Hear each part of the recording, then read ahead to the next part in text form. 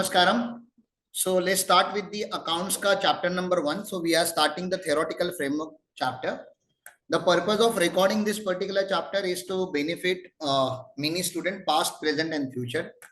दूसरा कभी कभी क्या होता है कि you learn this particular chapter and you forget, मतलब समझ में नहीं आता, क्योंकि अकाउंट मतलब आपके माइंड में होता है कि हम लोग स्केल लेंगे, पेंसिल लेंगे, ड्रॉ करेंगे, लिखेंगे, भरने में मजा आता है आप लोगों को. That is account usually, right? Like you understand account as a practical subject, but account is actually a theoretical subject.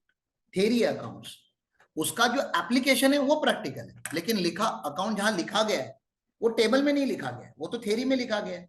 तो अकाउंट्स का ओरिजिन अकाउंटिंग स्टैंडर्ड्स में से होता है, और accounting standards are like law. तो लीगल लैंग्वेज है, तो लॉ तो आपने पढ़ा ही और आपका फेवरेट सब्जेक्ट है, मैंने सुना है. आपको लॉ बहुत अच्छा लगता है, थ्योरी देखते ही आपको वो थ्योरी दे दो मैं पढ़ लूंगा. तो कभी कभी थ्योरी आपको बोरिंग भी लग सकती है, लेकिन आप ऑर्डिनरी अकाउंटेंट नहीं हो साहब. आप देश का भविष्य हो, आप फ्यूचर हो. देश आपसे बनने वाला है. You are going to be a chartered accountant. और कुछ कॉस्ट अकाउंटिंग कर रहे तो कॉस्ट अकाउंटेंट, अकाउंटिंग की बात कर रहा हो तो account is the core of chartered accountancy. तो आप लोग जब चार्टर्ड अकाउंटेंट बोलते हो तो you are like a king of account, and king should rule account. Account से डरना नहीं है उसको, अकाउंट्स के राजा हो आप. तो अकाउंट्स के जितने पॉसिबल टूल्स होते हैं, जितने डॉक्यूमेंट्स है, अकाउंट्स का जो लिटरेचर लिखा है, अकाउंट्स की जो गीता है, वो आप तक पहुंचाना मेरा काम है. मतलब मेरा मतलब हमारा एज अ गुरुकुल तो विनायक सर, एमए है, मैडम है, हम सब मिलके आप तक वो अकाउंट्स पहुंचाने का ट्राई करते हैं. मेरे पढ़ाने का स्टाइल थोड़ा अलग है. मैं फाउंडेशन की बैच यूजुअली नहीं पढ़ाता, मुझे बहुत डर लगता है फाउंडेशन के बच्चों को पढ़ाने के लिए. इंटर और फाइनल के बच्चे क्या थोड़े मैच्योर्ड होते हैं, फाइनल के तो बहुत ज्यादा होते हैं, इंटर के ओके ओके होते हैं, तो वो लोग मुझे एडजस्ट कर लेते हैं. आप लोगों को थोड़ा तकलीफ होगा मुझे एडजस्ट करते करते, लेकिन एडजस्ट कर लीजिए प्लीज. कभी कभी मैं सब्जेक्ट से ज्यादा बाहर जाके बात करता हूँ, क्योंकि अल्टीमेटली मैं जब पढ़ाने आता हूँ तो मैं कभी ये नहीं सोच के आता कि आपके एग्जाम में जो आएगा मैं वही पढ़ाऊंगा. तो आप मुझे प्लीज ये सवाल मत पूछिए कि चैप्टर नंबर 1 से एग्जाम में कितना आता है. चैप्टर नंबर 1 ऑप्शन में छोड़ देंगे तो हमारा कितना लॉस होगा, तो मैं आपको बता दूं आपका 0 लॉस होगा. You will not lose anything, क्योंकि चैप्टर नंबर 1 से एग्जाम में कुछ आना या कुछ नहीं आना इसके चांसेस बहुत कम होते हैं.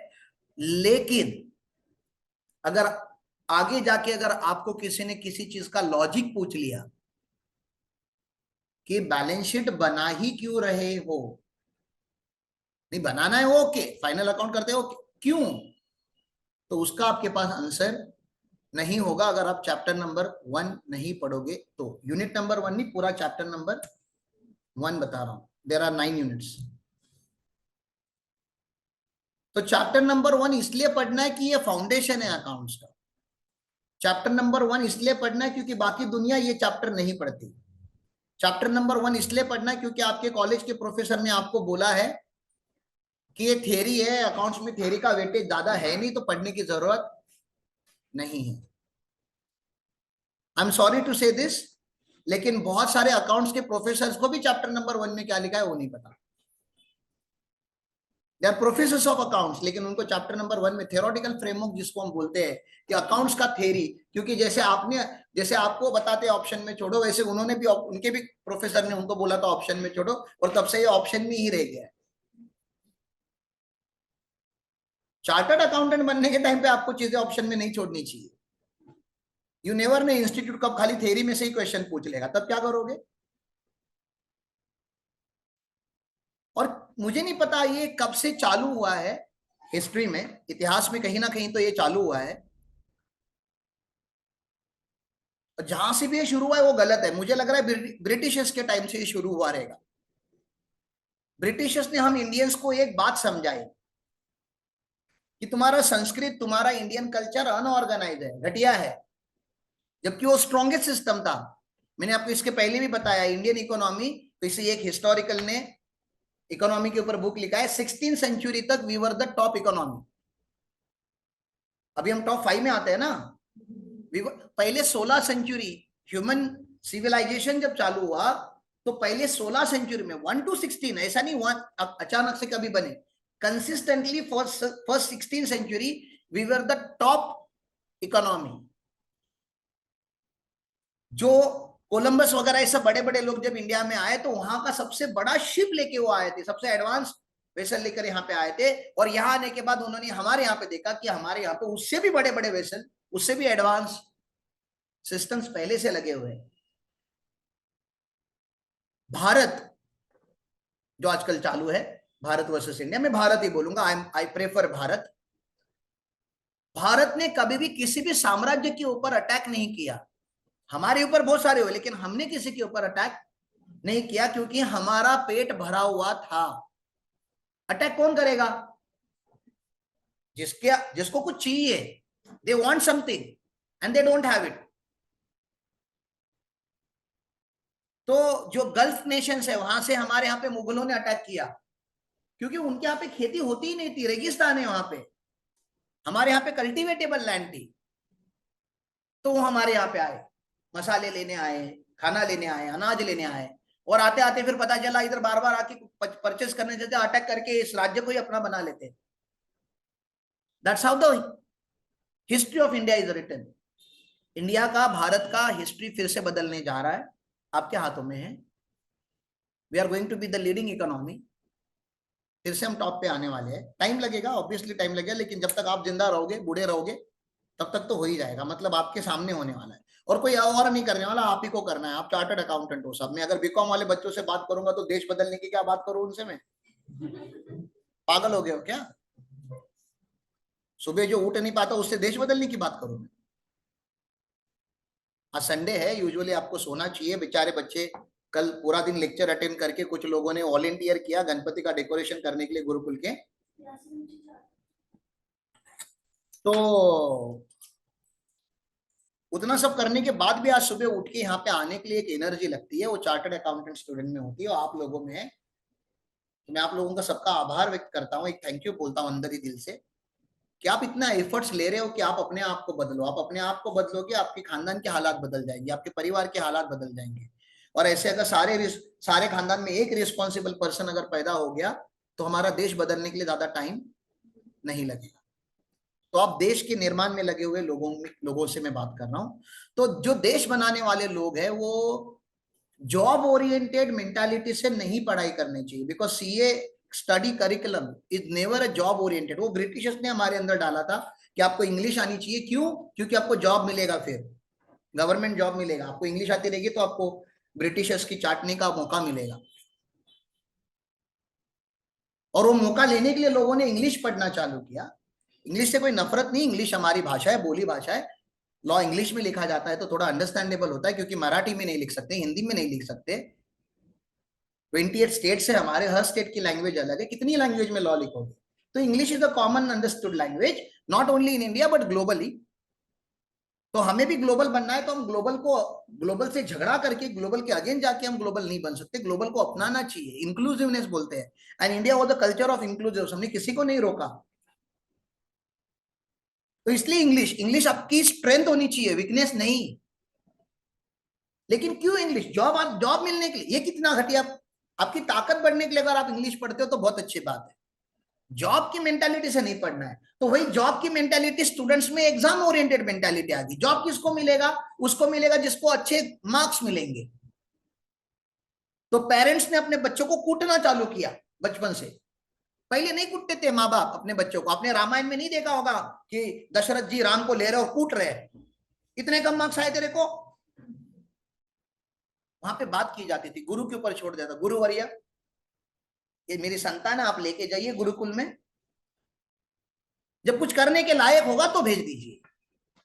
कोई पीरियड नहीं होता था, 8 साल 5 साल, अभी इतना पास होना ही चाहिए, फर्स्ट क्लास में आना ही चाहिए, नो कंपटीशन।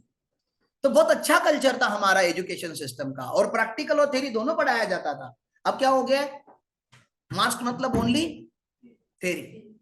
थ्योरी वो भी कौन सी? जो एग्जाम में आती है। थ्योरी वो नहीं जो जिंदगी में काम आएगी। थ्योरी मतलब वो जो एग्जाम, सर ये एग्जाम मध्ये येतं का, तो पढ़ेंगे। ये गलत एटीट्यूड से अगर आप ये चैप्टर चालू करोगे तो आप कहां तक जाओगे, मुझे बताओ। तो आपको ना एम्प्लॉय मेंटालिटी बन के ये कोर्स कंप्लीट करना है, करेंगे कर ही नहीं पाओगे। मैं बता रहा हूं आपको, लिख के देता हूं। अगर आपकी एम्प्लॉय मेंटालिटी है मैं नहीं बता रहा कि आप एम्प्लॉयमेंट में मत जाओ, आप जॉब करने जाओ, मुझे उससे नफरत नहीं है। एम्प्लॉय मेंटालिटी एक मेंटालिटी होती है, रघुपति राघव राजा राम, जितना पैसा उतना काम। मतलब 10 से 6 का जॉब है, 10 के पहले नहीं जाएगा, 6 के बाद नहीं रुकेगा। कंपनी भाड़ में गई, कंपनी की ग्रोथ भाड़ में गई, मुझको मेरा पगार टाइम पे मिलना चाहिए, बस मेरा उससे लेना देना है। ये वैसे एम्प्लॉय होते हैं जिनका ऑफिस 6 बजे बंद होने वाला है, 6 बजे उनका टाइम खत्म होने वाला है, तो 5:30 बजे ये वॉशरूम में जाते हैं। समझ में आ रहा है कि वॉशरूम में पर्सनल टाइम पे नहीं करूंगा, वॉशरूम में काम कौन से टाइम में करूंगा, ऑफिशियल टाइम में करूंगा। उतना टाइम कवर हो जाएगा तो वॉशरूम से आते हुए बैग भरते हुए तब तक 6 बैग लेके ऐसे रेडी रहेंगे, 6 बजते ही पंच कर देंगे। ये मेंटालिटी का मेरे को प्रॉब्लम है। ऐसा कॉन्स्टिपेटेड पढ़ाई करोगे तुम सीए बनने के लिए, इतना ही करते हैं, इतना इंपॉर्टेंट, इतना ही करे, ये इतना करके सीए नहीं बनने वाला बेटा। तो सीए एक पर्सनालिटी है, वो पर्सनालिटी आपको बननी है और बनाते रहनी है, कंटिन्यूअस प्रोसेस है, नेवर एंडिंग है। I wish you should never be fulfilled, satisfied chartered accountant. You should always be a hungry one, hungry for development, hungry for growth. Upon 75 year के भी बूढ़े हो जाएंगे, आपके बाल पके रहेंगे, मेरे बाल पके रहेंगे, तभी भी अपने को यही डिस्कशन करना है कि सर और क्या करते हैं और कैसे हम अपने आप को आगे देश को आगे बढ़ाने के लिए आपको किसी और के लिए कुछ नहीं करना है, देश को आगे बढ़ाने के लिए आपको खाली अपने लिए काम करना है। तेरे पास आज 1000 करोड़ होते तो कितना मजा आ जाता। तो अगर साल का 50-100 करोड़ कमाएगा तो टैक्स भरेगा ना, तो देश ऑटोमेटिकली आगे चला जाएगा ना। तो देश को आगे लेके जाने के लिए अलग कुछ नहीं करना है, अपनी खुद की वेल्थ, अपनी खुद की लाइफस्टाइल सुधारनी। अच्छा, अपने साथ खाली अपनी मत करो, फिर अपने साथ जो लोग जुड़े हुए उनकी भी करो आप। तो एक अगर आगे निकल जाता है तो एक झुंड आगे निकल जाता है, एक लीडर हमें मिल जाता है, और देश लीडर लोग बनाने वाले। और मैं अज्यूम कर रहा हूं कि आप आने वाले भारत के लीडर हो। उस लॉजिक से ये चैप्टर में पढ़ाना चाहता हूं आपसे। नहीं तो इसको थेरी करके बोरिंग करके अगर देखोगे तो सच में ये बोरिंग है, सच में ये थेरी है, इसमें जान नहीं है, कोई क्वेश्चन ही नहीं है जो मैं आपसे सॉल्व करवाऊंगा। चलो चलो चलो कैलसी निकालो, अगला पैराग्राफ पढ़ना है। कैलसी निकाल के पैराग्राफ कौन पढ़ता है? तो मैं नहीं चाहता कि आप अभी आने के टाइम पे रोज सुबह उठ के अच्छे कपड़े पहन के कैलकुलेटर, स्केल, पेंसिल, 3 कलर के पेन लेकर आप यहाँ पे आओ। मैं चाहता हूं कि आप दिमाग लेकर आओ। बस स्टेशनरी में आपको खाली क्या लेकर आना है, दिमाग लेकर आना है। और दिमाग ऐसे मेंटालिटी से लेकर आना है that I wanted to learn sir, I am hungry for knowledge. और फिर यहां से आपको नॉलेज मिलेगा, यहां से ऐसा नॉलेज आपको मिलेगा। चैप्टर नंबर 1 से आपको ये सीखने मिलेगा। मुझे नहीं पता आप अभी सीख पाओगे कि नहीं, फिर आपको इंटर पढ़ना है, फिर फाइनल पढ़ना है, फाइनल होते होते चैप्टर नंबर 1 समझ में आना चालू हो जाता है। ठीक है ना। मैंने एक लेक्चर रिकॉर्ड किया हुआ है, आप लोगों से मेरी रिक्वेस्ट है, अपना एक नया चैनल हम लोग ने चालू किया, एलाइट कंसल्टेंट, एलाइट गुरुकुल का ही सब डिवीजन है। उसमें आप जाओगे तो यहाँ पे प्लेलिस्ट पे क्लिक करो। प्लेलिस्ट पे क्लिक करोगे तो यहाँ पे टैक्स ऑडिट करके एक प्लेलिस्ट बनी, दिख रहा है आपको यहाँ पे, टैक्स ऑडिट हिंदी। उसमें का पहला ही वीडियो क्या दिख रहा है आपको, शेड्यूल 3 बैलेंस शीट। ये वीडियो आपको ओपन करके देखना है, बाकी का आप मत देखिए, आपके काम का नहीं है। ठीक है ना। बाकी आप तो वो टैक्स ऑडिट वगैरह का आपके सच में आपके काम का नहीं है। आपको ये पहला वाला वीडियो एक 2 आवर 40 मिनट्स का वीडियो है। ठीक है ना। और ये 2 आवर्स 40 मिनट का वीडियो है। इसमें मैंने क्या क्या कवर किया हुआ है, क्योंकि उतना मैं टाइम बचाना चाहता हूँ। ये क्या हो गया? So you cannot record it at 1 lakh rupees. एक डॉक्यूमेंट है, इसका नाम आपको दिख रहा है, आपके विजिबल है? क्या डॉक्यूमेंट है? एक framework for preparation and presentation of financial statement. मेरे साथ आप लोगों ने कुछ पहले, मतलब यहाँ पे मिक्स बैच है, ओल्ड बैच, न्यू बैच है, मैंने इसके पहले भी डॉक्यूमेंट का रेलेवेंस एक्सप्लेन किया है आप लोगों को कि there is one document which is called as mother document. उस डॉक्यूमेंट को क्या बोला जाता है? मदर डॉक्यूमेंट बोला जाता है। मदर डॉक्यूमेंट का नाम है हमारे, इधर मैंने लिखा भी है, दिख रहा है आपको यहाँ पे? ये वीडियो है इसलिए मैं इसके ऊपर लिख नहीं सकता, यूट्यूब का वीडियो मैंने प्ले किया है। तो there is a document called mother document, जिसमें अकाउंट्स की टर्मिनोलॉजीज को एक्सप्लेन किया गया है। आपने फाइनल अकाउंट सीखा, अभी विनायक सर ने आपको फाइनल अकाउंट सिखाया होगा। आपके मन में एक नहीं आया बात कि फाइनल अकाउंट 12 महीने का ही क्यों बनाएंगे हम? देखो ना, ऐसा सवाल आना चाहिए था ना। या विनायक सर की रिस्पॉन्सिबिलिटी थी आपको ये बताने की कि 12 महीने का ही क्यों बनाते? 3 महीने का भी बना सकते थे। एक महीने का भी तो बना सकते थे, एक हफ्ते का भी बना सकते थे, एक दिन का भी बना सकते थे। Final account can be final account, balance sheet तो रोज बन सकती है ना, और टैली सिस्टम में तो रोज बनती ही है। अब आज की जनरल एंट्री पास करो, 2 मिनट में आपको बैलेंस शीट रेडी है। तो 12 महीने ही क्यों? ऐसा आपको पूछना चाहिए, उनको पूछना चाहिए कि नहीं। 12 महीने इसलिए क्योंकि बिजनेस में रोज सक्सेस नहीं मिलता। मिलता है क्या? तो उस लॉजिक से आपका आज एग्जाम होना चाहिए। सीए इंस्टीट्यूट ने आपकी रोज एग्जाम लेनी चाहिए थी। अरे रोज लेते तो कितना आसान हो जाता। आज का आज पढ़ो, आज एग्जाम दे दो, मजा ही मजा। रोज एग्जाम, रोज 4 घंटे का लेक्चर, 5 घंटे का लेक्चर, शाम को एग्जाम। तो जिंदगी में उस एग्जाम का कोई वैल्यू रह जाता था क्या? रोज परीक्षा, रोज किसकी परीक्षा होती है? रोज तैयारी होती है। परीक्षा साल में एक बार आनी चाहिए, 2 बार आनी चाहिए। समझ में आ रहा है?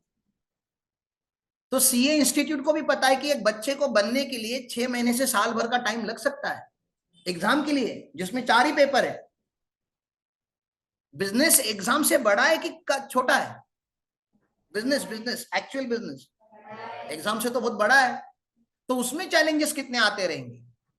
तो रोज का अगर प्रॉफिट एंड लॉस अकाउंट निकालोगे तो यार महीने के 29 डेज तो लॉस ही दिखेगा आपको। एक दिन क्लाइंट पैसे देता है जब आप 29 दिन काम करते हो। कभी कभी 3 महीने में एक बार पैसे मिलते हैं। और सीए के धंधे में तो साल भर काम करते रहो, साल खत्म हो जाता है। जैसे अभी लास्ट फाइनेंशियल ईयर एंड हो गया, अप्रैल 22 से लेके मार्च 23 तक का काम हो चुका है हमारे क्लाइंट लोगों का। बैलेंस शीट बन चुकी है। अभी अभी टैक्स ऑडिट ऊपर चालू है, सितंबर का महीना है। अब हमें क्लाइंट पैसे देगा उस साल का, सोचो। काम साल भर किया है। तो अगर सीएफएम का अगर आप मंथली अगर बैलेंस शीट बना दोगे तो यार डिप्रेस हो जाओगे। बाप रे, लाइफ में कुछ हो ही नहीं रहा है ना। तो परफॉर्मेंस चेक करने के लिए आपको पहले प्रैक्टिस तो करना पड़ेगा। तो एक साल में क्या हो जाता है, क्वार्टर नंबर 1 सीए के धंधे का हमेशा थोड़ा लूज क्वार्टर होता है, मतलब कम बिजनेस होता है क्वार्टर नंबर 1 में। क्वार्टर नंबर 2 में सबसे ज्यादा बिजनेस चालू होता है, 2 और 3 में। और फिर 3 फिर से स्लो होता है। मतलब क्वार्टरली अगर आप बनाओगे, बनता है क्वार्टरली, बनता है एक्चुअली। लिस्टेड कंपनी का रिजल्ट कैसे बनता है? क्वार्टरली। लेकिन आप देखोगे ना तो क्वार्टर ना, वो क्वार्टर नंबर 1 से क्वार्टर नंबर 2 को कंपेयर नहीं किया जाता कभी। अप्रैल मई जून को जुलाई अगस्त सितंबर के साथ नहीं कंपेयर कर सकते आप। तो वो लोग क्या करते हैं, लिस्टेड कंपनीज क्या करती है, ये 3 महीने का जो क्वार्टर होता है ना, वो लास्ट क्वार्टर 1 से कंपेयर करता है ग्रोथ चेक करने की। इस फाइनेंशियल ईयर का Q1 और लास्ट फाइनेंशियल ईयर का Q1। वैसे फिर Q2 आएगा, तो इस साल का Q2 और लास्ट ईयर का Q2, फिर इस साल का Q3 और लास्ट ईयर का Q3, और फिर इस साल का Q4, क्वार्टर 4 और लास्ट ईयर का। मतलब करंट ईयर से हम प्रीवियस ईयर के क्वार्टर को कंपेयर करते हैं, क्योंकि साइकिल अलग अलग होता है। अब मुझे बताओ, अगर अपना कोल्हापुर फेमस है इसको चप्पल, कोल्हापुरी चप्पल ना, very they are very famous for that, जो लेदर से बनती है। और आपको पता है लेदर में कोल्हापुरी चप्पल को नहीं खरीदना चाहिए। Sorry, leather, weather, rainy season में लेदर का कोई भी मटेरियल नहीं, खाली चप्पल ही नहीं, there are lot of material ना, बेल्ट होता है, बैग होती है, लेदर का जैकेट होता है। तो लेदर के बहुत सारे प्रोडक्ट होते हैं जो मानसून सीजन में आपको परचेस नहीं करने होते, क्योंकि फंगस भीग जाएगा तो फंगस लग जाएगी, फंगस लग जाएगी तो खराब हो जाएगा। तो इतनी एक्सपेंसिव चीज खराब कर बैठोगे आप।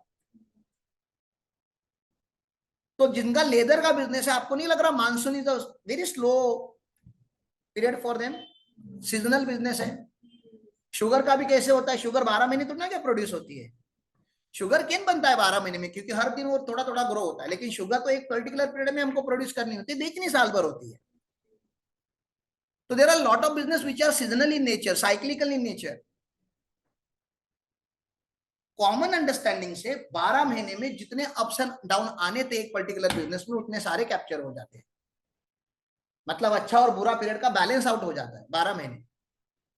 इसलिए ईयर टू ईयर बेसिस पे क्या बनता है, फाइनल अकाउंट। एक लॉजिक समझ में आ रहा है कि आप खाली अपने अच्छे पीरियड के साथ अच्छा पीरियड ना कंपेयर करो। कभी कभी बिजनेस पीक पे होता है, जैसे सितंबर का महीना है, सीए का बिजनेस कैसे होता है अभी इस महीने में, एकदम पीक में, मतलब जो 11 महीने में इनकम नहीं होता उतना इनकम इस महीने में होता है। सबसे ज्यादा इनकम कितना होता है सर आपका बता दो, बड़ा क्यूरियोसिटी रहता है तुम लोगों को। तुम कितना कमाते हो बताओ, बताओ बताओ। तो हमारे ऑफिस में अभी on an average 300 tax audit sign होने वाले हैं, आप लोगों को इंस्पिरेशन देने के लिए कि सीए बनने के बाद पैसे कितने मिलते हैं। तो अपनी फर्म अभी बहुत बड़ी फर्म नहीं है, we are a very small firm. फिर भी मान लो हमारे पास 300 टैक्स ऑडिट साइन होने, सारे हमारे नहीं है, कुछ पार्टनर्स के भी है, लेकिन हम साइन करेंगे, लेकिन 300 ऑडिट्स हमारे साइन होने वाले हैं। ऑन एन एवरेज आप अगर 10,000 भी पकड़ते हो, एक ऑडिट का कितना मिलेगा हमें, 10,000। मेरा मेरा मैथ्स वीक है, आप ही कर लो कि एक ऑडिट का अगर 10,000 मिलेगा तो 300 ऑडिट का कितना मिलेगा, 30 लाख मिलेगा। अब एक महीने में हमको कितना मिलने वाला है, 30 लाख। अब बोलोगे एक महीने में 30 लाख मिलता है, एक महीने में नहीं मिलता, साल भर का काम है, वो मिलेगा अभी। यस, कौन, नहीं नहीं वो ऊपर ही है। तो इस महीने में पैसे मिले, इसका ये मतलब नहीं कि हमने ऑडिट साइन इस महीने में किया, कर तो कब रहे थे। अरे वो क्लाइंट क्या अचानक से थोड़ी ना क्या आ जाए, वो तो जमा करके रखे हैं ना इतने सारे। तो वो सीए का धंधा है, छोटे सीए इतने कमाते हैं, मैं बड़े सीओ की बात नहीं कर रहा। अच्छा लग रहा है, इस अच्छे कोर्स में हो आप लोग। हाँ, अच्छा लग रहा है, सुन के तो अच्छा लग रहा है। और हम जब तक बनेंगे तब तक तो प्राइस और बढ़ जाएगी इन्फ्लेशन के हिसाब से।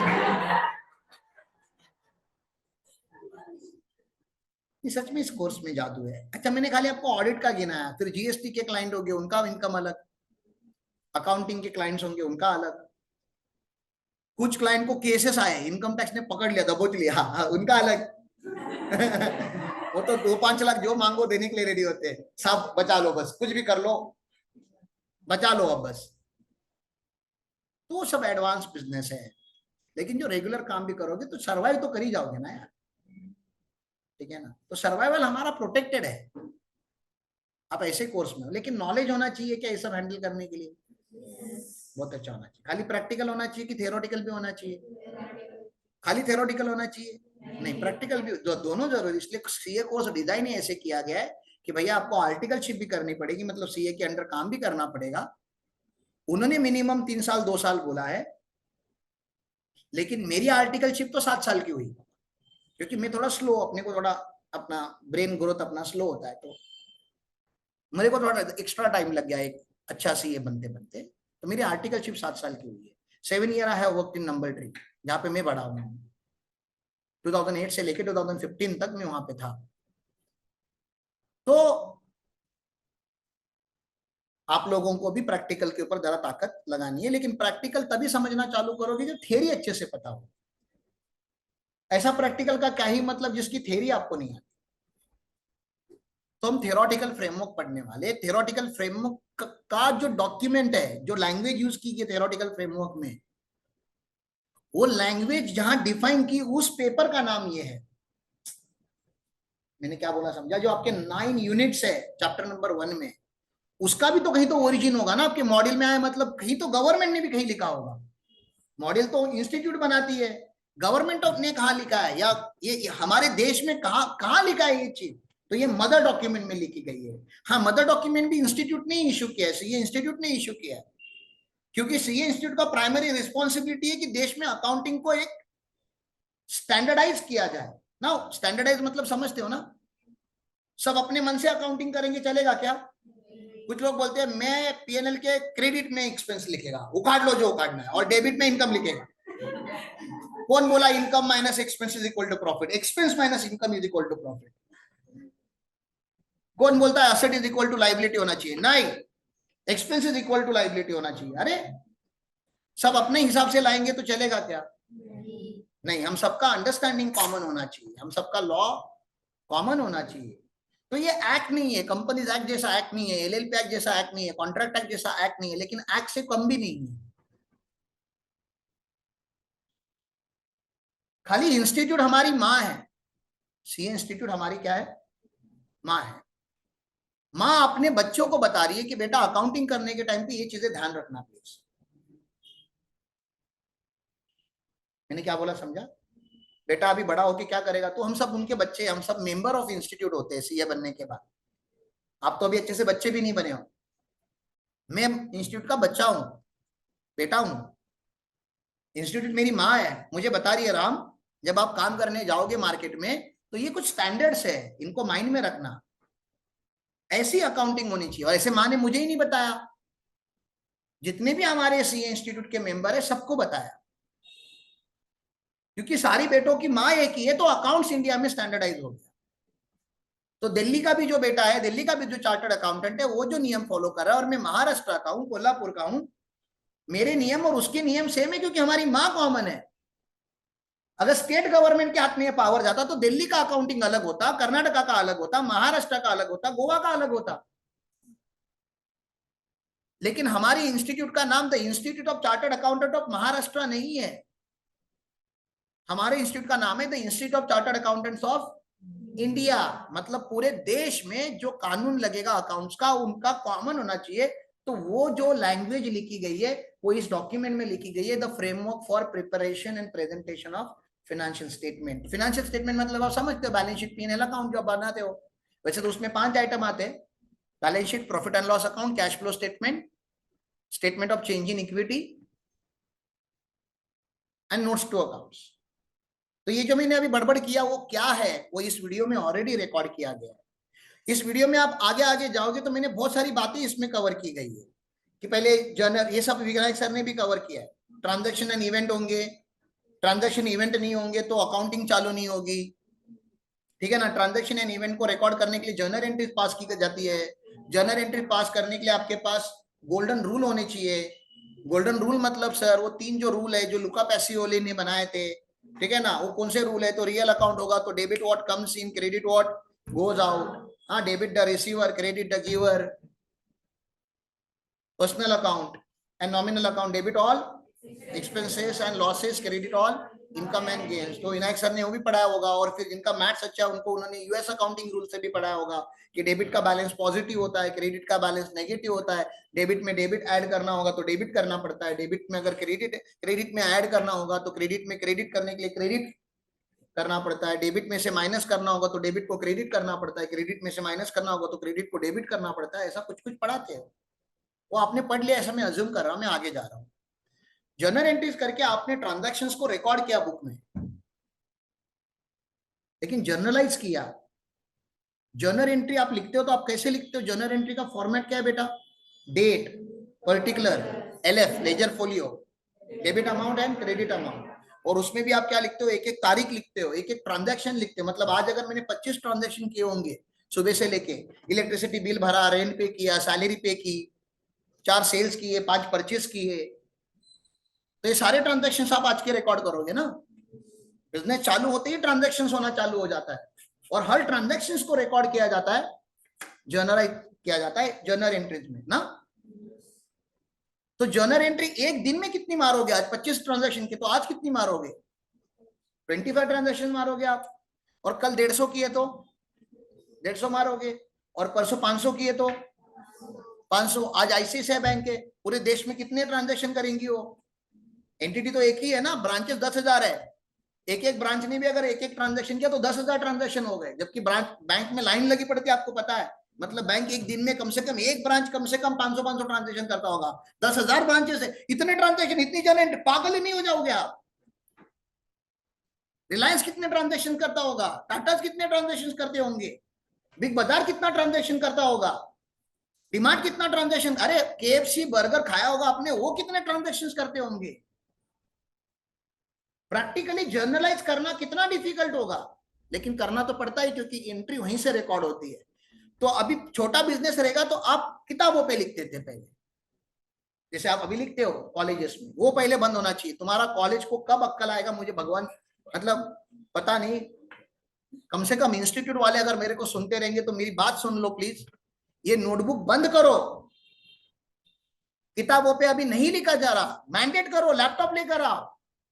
सारे स्टूडेंट्स को मैंडेट होना चाहिए, ब्रिंग लैपटॉप, एग्जाम भी लैपटॉप पे होना चाहिए। बैलेंस शीट नोटबुक पे नहीं बननी चाहिए। बैलेंस शीट अभी कौन नोटबुक पे बना रहा है प्रैक्टिकली?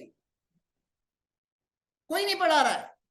इंस्टीट्यूट, हमारा इंस्टीट्यूट बोलता है हम तो भैया आपसे नोटबुक पे ही बना के लेंगे, आप आर्टिकल शीट में सीख लेना सॉफ्टवेयर में कैसे बनाते हैं। इधर ऊपर अभी चालू है बैलेंस शीट बनाना। हरामखोर लोगों को सिखाना पड़ता है, अरे डेटर है ये बाबा, डेटर है, डेटर है, करंट असेट है। हरामखोर लोग करंट लायबिलिटी में लिखते हैं नेगेटिव बैलेंस लिख के।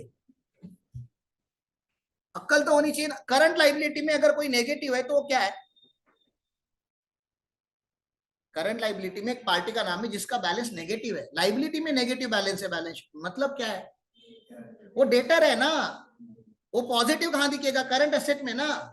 वो बोलते नहीं नहीं वो टैली में लेजर वैसे बनाया था वैसे करे। तो क्या तेरी अक्कल किधर है? वो बीकॉम वाला है जिसने एंट्री मारी है। तू चार्टर्ड अकाउंटेंट है। नहीं नहीं मैं कहा सी हूँ, सीए तो आप, अरे सीए लेक्चर ले रहा है नीचे ग्राउंड फ्लोर पे। बैलेंस शीट तो आप बना रहे हो ना। तो आप ये मत सोचो कि आपको बैलेंस शीट तब बनाने मिलेगा जब आप सीए बन जाओगे। सीए बैलेंस शीट नहीं बनाता। इधर बेटा है सीए आपके सामने, बैलेंस शीट तुम ही बनाते हो, आर्टिकल लो। तो ऐसे नहीं कि अभी अभी 3-4 साल है ना सर, फाइनल वगैरह होने के बाद करूंगा बैलेंस शीट। अरे अभी करना है ऊपर प्रैक्टिकल। तो सीए इंस्टीट्यूट ने एटलीस्ट इतना किया कि बोला थ्योरी हम पढ़ाएंगे, थ्योरी टीचर लोग पढ़ाएंगे, प्रैक्टिकल प्रिंसिपल पढ़ाएगा।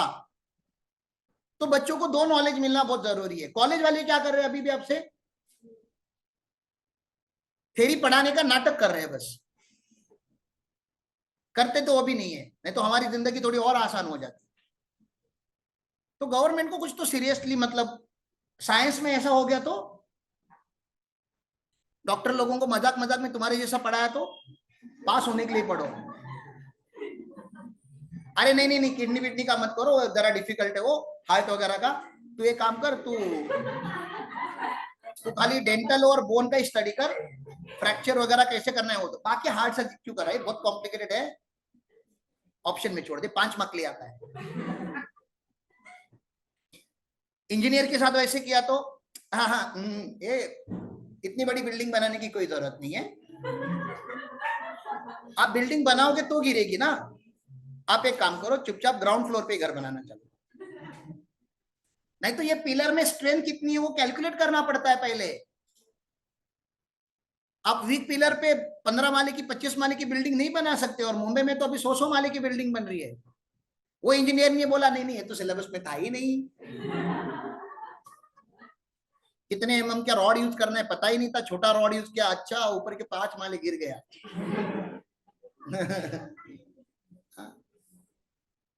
मतलब आप समझते हो इंजीनियर को सीरियस होना बहुत जरूरी है, नहीं तो आपकी बिल्डिंग गिर जाएगी। मैकेनिक इंजीनियर को सीरियस होना चाहिए, नहीं तो आपकी मशीनरी में आग लग जाएगी। गाड़ी चला रहे हो टायर निकल के चले जाएंगे दोनों साइड। सॉफ्टवेयर इंजीनियर भी सही करना चाहिए, क्योंकि सॉफ्टवेयर ही गलत हो गया तो पूरा एप्लीकेशन ही गलत हो जाएगा। डॉक्टर भी सीरियस होना चाहिए। सर ऐसे कैसे मजाक मजाक में कोई भी रैंडम इंजेक्शन दे रहा है, आज ये इंजेक्शन दे के देता हूँ, नाही बरं वाटलं 2 दिवसांत पुन्हा आया, रहना तो चाहिए 2 दिन के बाद आने के लिए। नहीं आप लोग भी ऐसे हमारे ऑफिस में ऐसे ही करते हैं। अच्छा एक काम करते हैं, इसको डेबिट करके देखते हैं। अरे डेबिट करके नहीं हो रहा है। ओहो डेप्रिसिएशन को मुझे, डेप्रिसिएशन की एंट्री मारने के टाइम पे असेट को डेबिट नहीं करना चाहिए था। पहले एंट्री मारते, ओहो डेप्रिसिएशन मारने के बाद असेट का वैल्यू बढ़ गया। तुमको समझना ना, थोड़ा अकाउंटिंग जोक है। डेप्रिसिएशन एंट्री करने के बाद असेट का वैल्यू हमारे ऑफिस में कभी कभी बढ़ जाता है। फिर वो बोलते ओ उल्टा मारा होगा हमने। फिर जाके डेप्रिसिएशन को डेबिट करते और असेट को क्रेडिट करते। तो ये ट्रायल एंड एरर बेसिस पे कभी कभी हमारे ऑफिस में काम होता है। हमारी मतलब मेरी ऑफिस की बात नहीं कर रहा, मैं पूरे देश के ऑफिस की बात कर रहा हूँ। क्योंकि कॉमर्स वाले लोग अकाउंट्स को सीरियसली ले ही नहीं रहे। और ये साइंस वालों का प्रॉब्लम नहीं है, ये आर्ट्स वालों का प्रॉब्लम नहीं है। जाग जाओ कॉमर्स वालों, तुम लोगों का प्रॉब्लम है। हम लोगों तुम लोगों का मतलब तुम लोगों का भी नहीं बोलना चाहिए, हम लोगों का प्रॉब्लम है। मेरा भी उसमें ही है, मैं भी कॉमर्स ही है। कॉमर्स का नाम खराब मत करो प्लीज, बीकॉम वालों ने करके रखा है। अब बच्चे तुम,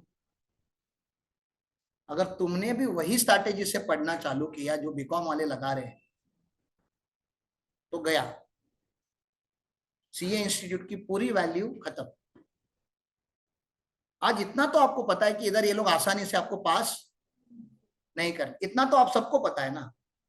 इसलिए आप लोग यहाँ आए हो संडे का भी, क्योंकि आपको पता है आराम करके तो सीए नहीं बनने वाले, काम करके शायद बन सकते, शायद बन ही जाएंगे, ऐसा कोई नहीं बोल रहा ना यहाँ पे। हाँ आज आ ही गया हो तो बन ही जाऊंगा शायद बन सकते हो, लेकिन एटलीस्ट शायद इज बेटर देन नथिंग। मतलब नहीं बनने से तो शायद बनना अच्छा है। तो शायद वाली जिंदगी में तुम आ चुके हो। तो आप समझो कि बड़ी बड़ी ऑर्गेनाइजेशंस होती है, ईआरपी वगैरह पे जर्नलाइज करती है ट्रांजैक्शंस। आप अगर बिग बाजार के अकाउंटेंट हो, कोई भी बड़ा दुकान आप इमेजिन करो, बड़ी शॉप, और अगर आपके बॉस ने आज आपको पूछ लिया, आपके मैनेजमेंट ने आपको पूछ लिया, बेटा वो मेरे को लास्ट महीने का खाली परचेस निकाल के दे पूरे महीने का, जर्नल एंट्री में परचेस ढूंढना कितना डिफिकल्ट हो जाएगा रे। कैसे ढूंढोगे परचेस की एंट्री बताओ। जर्नल एंट्री समझो बहुत बड़ी किताब है, सॉफ्टवेयर नहीं है एज्यूम करना है आपको। सॉफ्टवेयर है तो परचेस का लेजर मार के दे दोगे। इमेजिन करो सॉफ्टवेयर नहीं है, जर्नल एंट्रीज आपके सामने, अब कैसे करोगे। जर्नल एक पेज ओपन करोगे, एक तारीख का, ढूंढोगे purchase purchase purchase purchase purchase, एक पेज पे दो एंट्री मिलेंगी, समझ में आ रहा है ना। फिर पेज टर्न करोगे, परचेस परचेस परचेस इधर नहीं है, फिर आगे परचेस परचेस परचेस, 25 पेज देख लिए, तब तक किसी ने आवाज दे दिया अरे सुन, तब तक भूल गया आप, अरे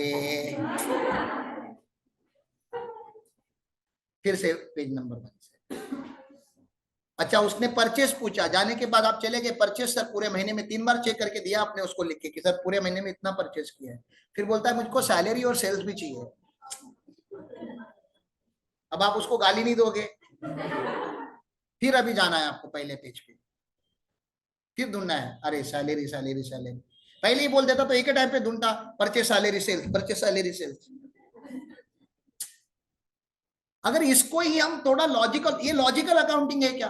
अकाउंटिंग ऐसे शुरू ऐसे ही होगा, लेकिन क्या ये हेल्प कर रहा है मैनेजमेंट को। मैनेजमेंट सवाल पूछता है ना, परचेस कितना है, सेल्स कितना है, इस महीने का सैलरी कितना हुआ, टोटल कितना है, टोटल सबको चाहिए रहता है ना यार। तो इसलिए फिर उन्होंने बोला खाली जर्नल एंट्री करके मतलब नहीं है, क्योंकि जर्नल एंट्री में डेटा बहुत सारा होता है, इसको थोड़ा लॉजिकली एक एक जगह पे लिखना जरूरी है। तो सारे परचेस एक जगह पे होनी चाहिए, सारे सेल्स एक जगह पे होनी चाहिए, सारे परचेस रिटर्न एक जगह पे होनी चाहिए, सारे सेल्स रिटर्न एक जगह पे होनी चाहिए। सर परचेस और सेल्स की क्यों ट्रांजैक्शन अपने, क्योंकि ये मोस्ट रिपीटेटिव ट्रांजैक्शन है, इसलिए इसका सब्सिडियरी करके बुक ही अलग बना देते हो। सुना आपने ऐसा टॉपिक, सब्सिडियरी बुक्स। मतलब जो बहुत जर्नल एंट्री एक अलग होता है, सारी जर्नल एंट्री एक किताब में क्यों मिक्स कर रहे हो आप। सेल्स का रजिस्टर अलग रखो, परचेस का रजिस्टर अलग रखो, परचेस रिटर्न का अलग रखो, सेल्स रिटर्न का, ये मोस्ट कॉमन हो गए। सैलरी क्या आप रोज नहीं देते, महीने में एक बार देते हो आप, तो सैलरी रेंट इलेक्ट्रिसिटी ये जो बाकी ट्रांजेक्शन है वो आप एक काम करो, एक बुक में लिखो, जनरल बुक में लिखो। समझ में आ रहा है मैं क्या बता रहा हूं। तो लोगों ने बुक अलग अलग की है। फिर कुछ लोगों ने बोला ऐसे क्यों, एक काम करते बहुत सारे रजिस्टर लेकर आते जितने ट्रांजेक्शन करेंगे एक नई किताब लेकर आएंगे। एक बार आपने स्क्रैप सेल किया पूरे साल में एक ही बार, उसके लिए एक रजिस्टर लेकर आया बंदा, स्क्रैप जितने का बेचा था उससे ज्यादा तो रजिस्टर की कीमत हो गई। तो बोला ऐसे भी मत करो, हर चीज का एक रजिस्टर्ड मत बनाओ, जो मेन मेन ट्रांजैक्शन है उनके रजिस्टर्ड अलग करो, और बाकी जो अदर है उनका एक जगह पे रखो। किसी ने तो सोचा होगा ना ये सब, देखो ऐसा नहीं कि अकाउंट इन्वेंट हुआ और बाद में हम पढ़ रहे हैं। आप उसका सोचो जिसने अकाउंट बनाया है, जिसने अकाउंट इन्वेंट किया है, वहां से शुरू करो पढ़ना कि बिजनेस मैन की रिक्वायरमेंट क्या होगी, क्योंकि अकाउंट बिजनेस के लिए बनाया जाता है। तो बिजनेसमैन सोचता है कि यार काश मुझे कोई बता दे कि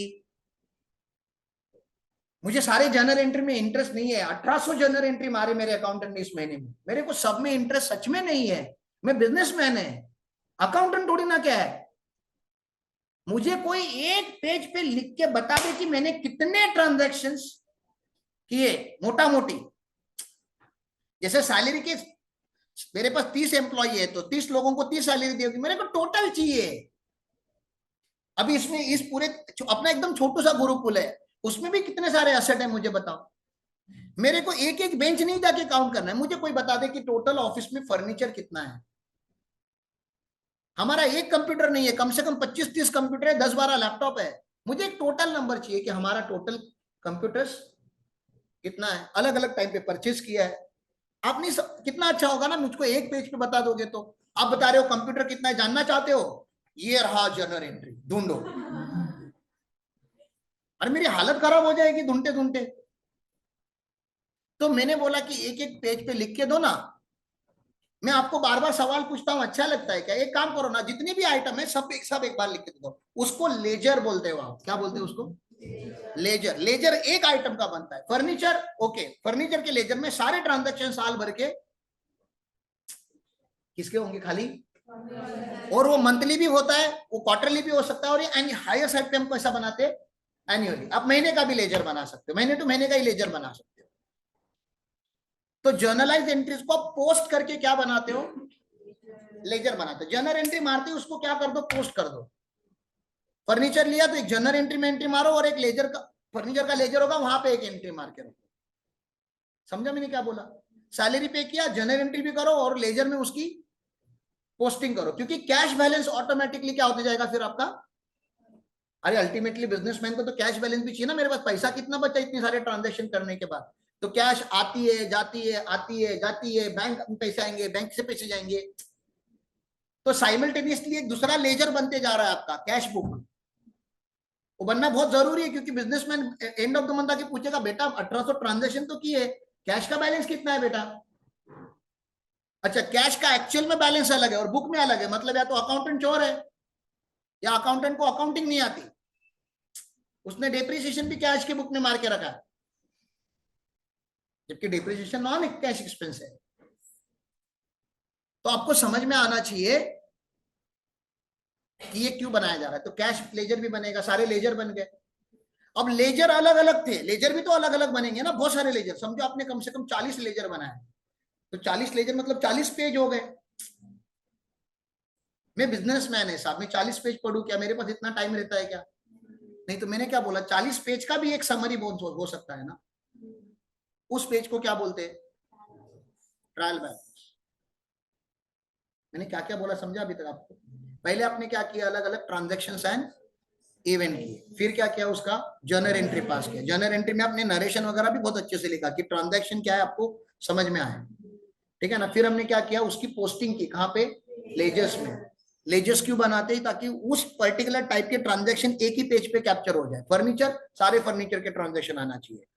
कैश का लेजर ओपन करो, सारे कैश के जितने भी ट्रांजेक्शन करेंगे वहां पे आना। डेबिट क्रेडिट रहता है ना उसमें भी, पैसा आया कहां से, पैसा गया कहां पे, और ओपनिंग क्या था, क्लोजिंग क्या था, मिल जाता है उसमें।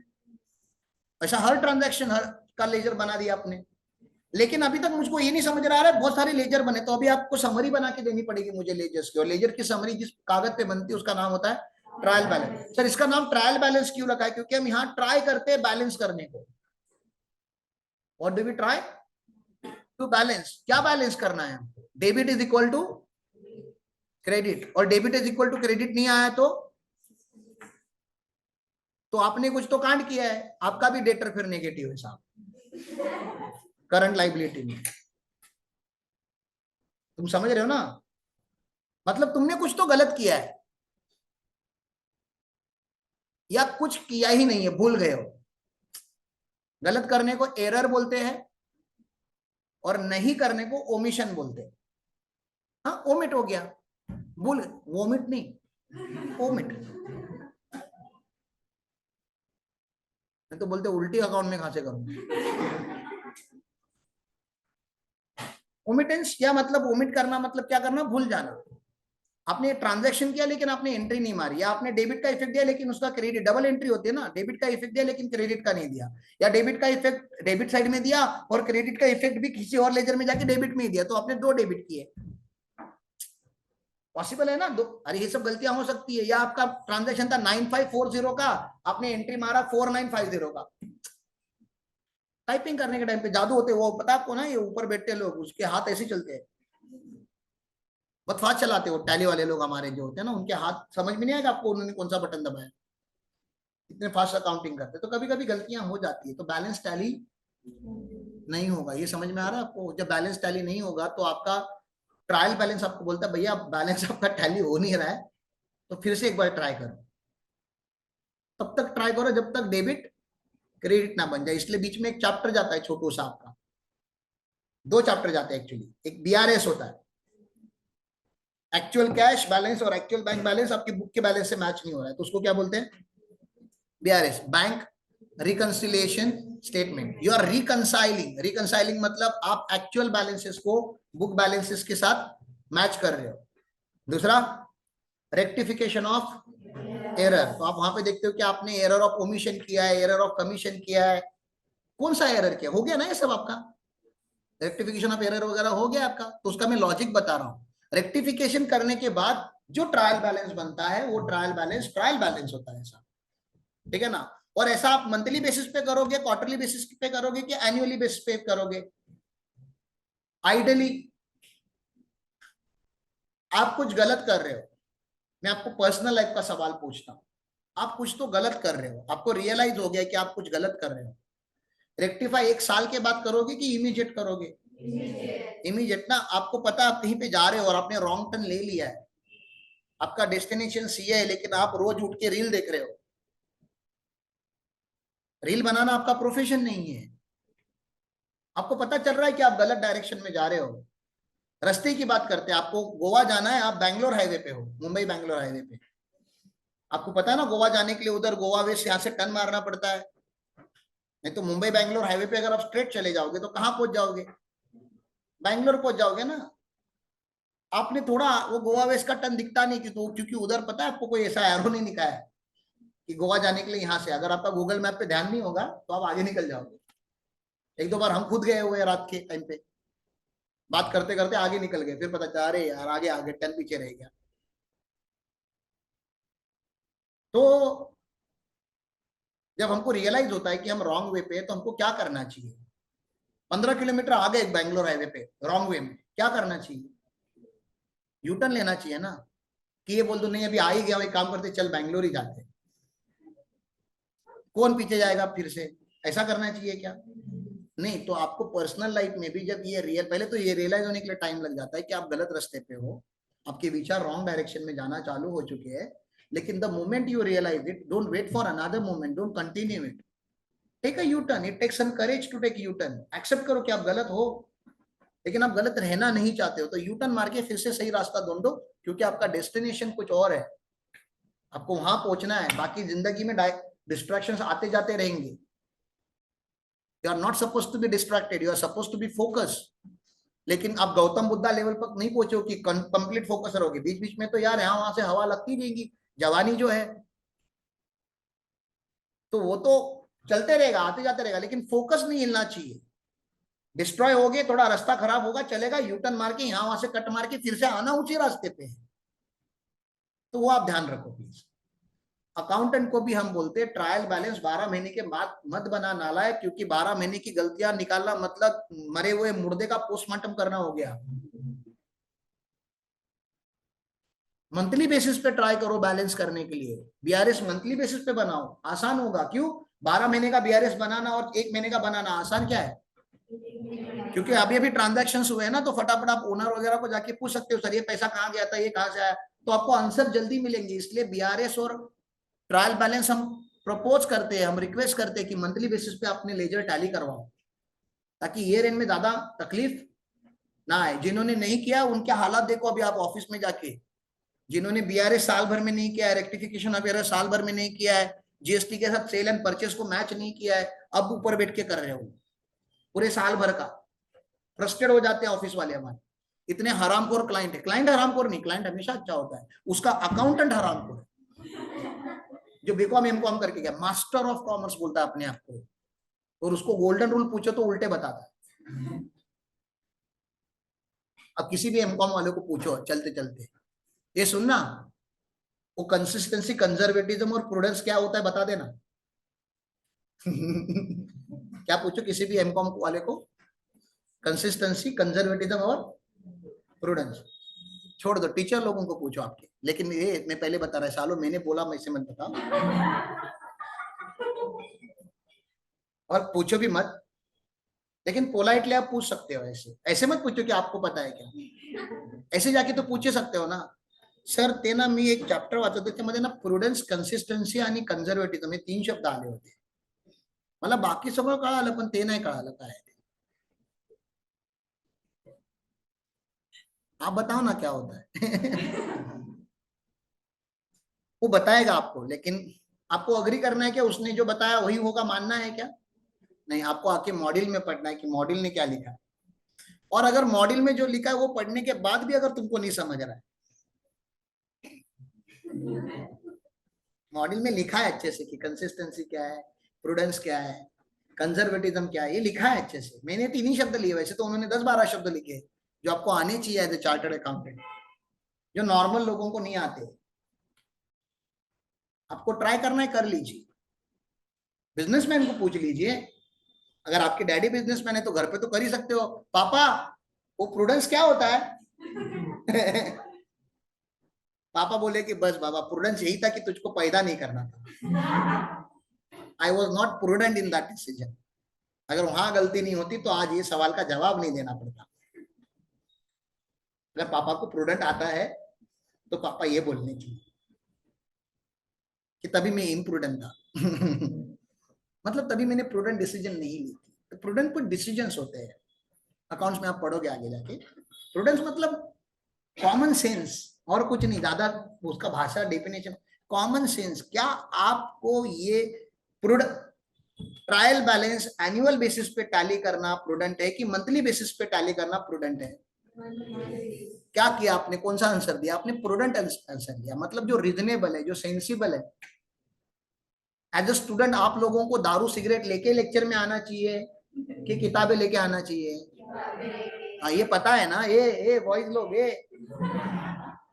पता है ना, इधर आने के टाइम पे किताबें लेकर आनी है ना, इसलिए क्लैरिफाई करना पड़ता है। वो 2-3 कंफ्यूज होगा, अच्छा ये तो बताया नहीं है लोगों ने। ये प्रूडेंट है ना, कि यहाँ आने के टाइम पे क्या, पिकनिक पे गोवा जा रहे हो, वहां क्या लेके जाना चाहिए? अभी बीच पे जा रहे हो, क्या मॉडल लेके जाओगे? ये प्रूडेंट है नहीं ना। गोवा में कोई 9 वारी 6 वारी साड़ी घेऊन गेलाय, अरे अरे बीच पे नंगा घूमने का प्लान रहता है, पता चला साड़ी पहन के पानी में चले गए, निकालने के टाइम पे क्या तकलीफ होगी, समझ में आ रहा है ना आपको? महाभारत चालू हो जाएगा वहां पे द्रौपदी वाला। आप लोगों को समझ में आना चाहिए किधर कैसे रहना है। अगर आपको इतनी अक्कल है तो आप क्या हो, प्रूडेंट हो। तो अकाउंट्स में प्रूडेंस क्या होता है? अकाउंट्स में प्रूडेंस ये होता है कि ये मार्कर हमने खरीदा,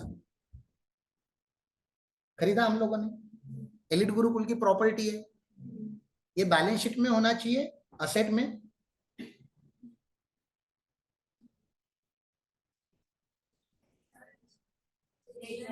स्टेशनरी बोल के इसको राइट ऑफ करना चाहिए ना,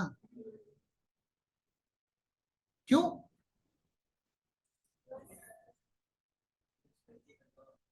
कभी खत्म होगा? नहीं खत्म करेंगे हम, ये 3 साल पुराना मार्कर है, 3 साल से यूज कर रहे हैं, आराम आराम से यूज करते हैं, क्योंकि हम बोर्ड पे लिखते हैं, कहाँ पे हम डिजिटल बोर्ड पे लिखते हैं, इसको तो रखा है खाली ऐसे ही।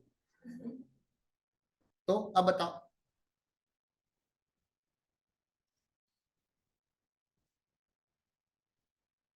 क्या ये बहुत सब्सटैंशियल एसेट है गुरुकुल का?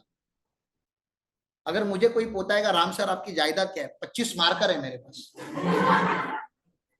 3 नहीं चल रहे उसमें के, अरे बैलेंस शीट में लिखने की इसकी औकात नहीं है ना। अरे प्रूडेंट नहीं है कि इसको है असेट, लेकिन असेट करके रिकॉर्ड करना is not a prudent decision. तो अकाउंट्स में उसी चीज को असेट बोलो जो सच में आपको फील होता है कि क्या है, असेट है। तो we have to take decisions, और डिसीजन प्रूडेंट होने चाहिए, इम्प्रूडेंट नहीं।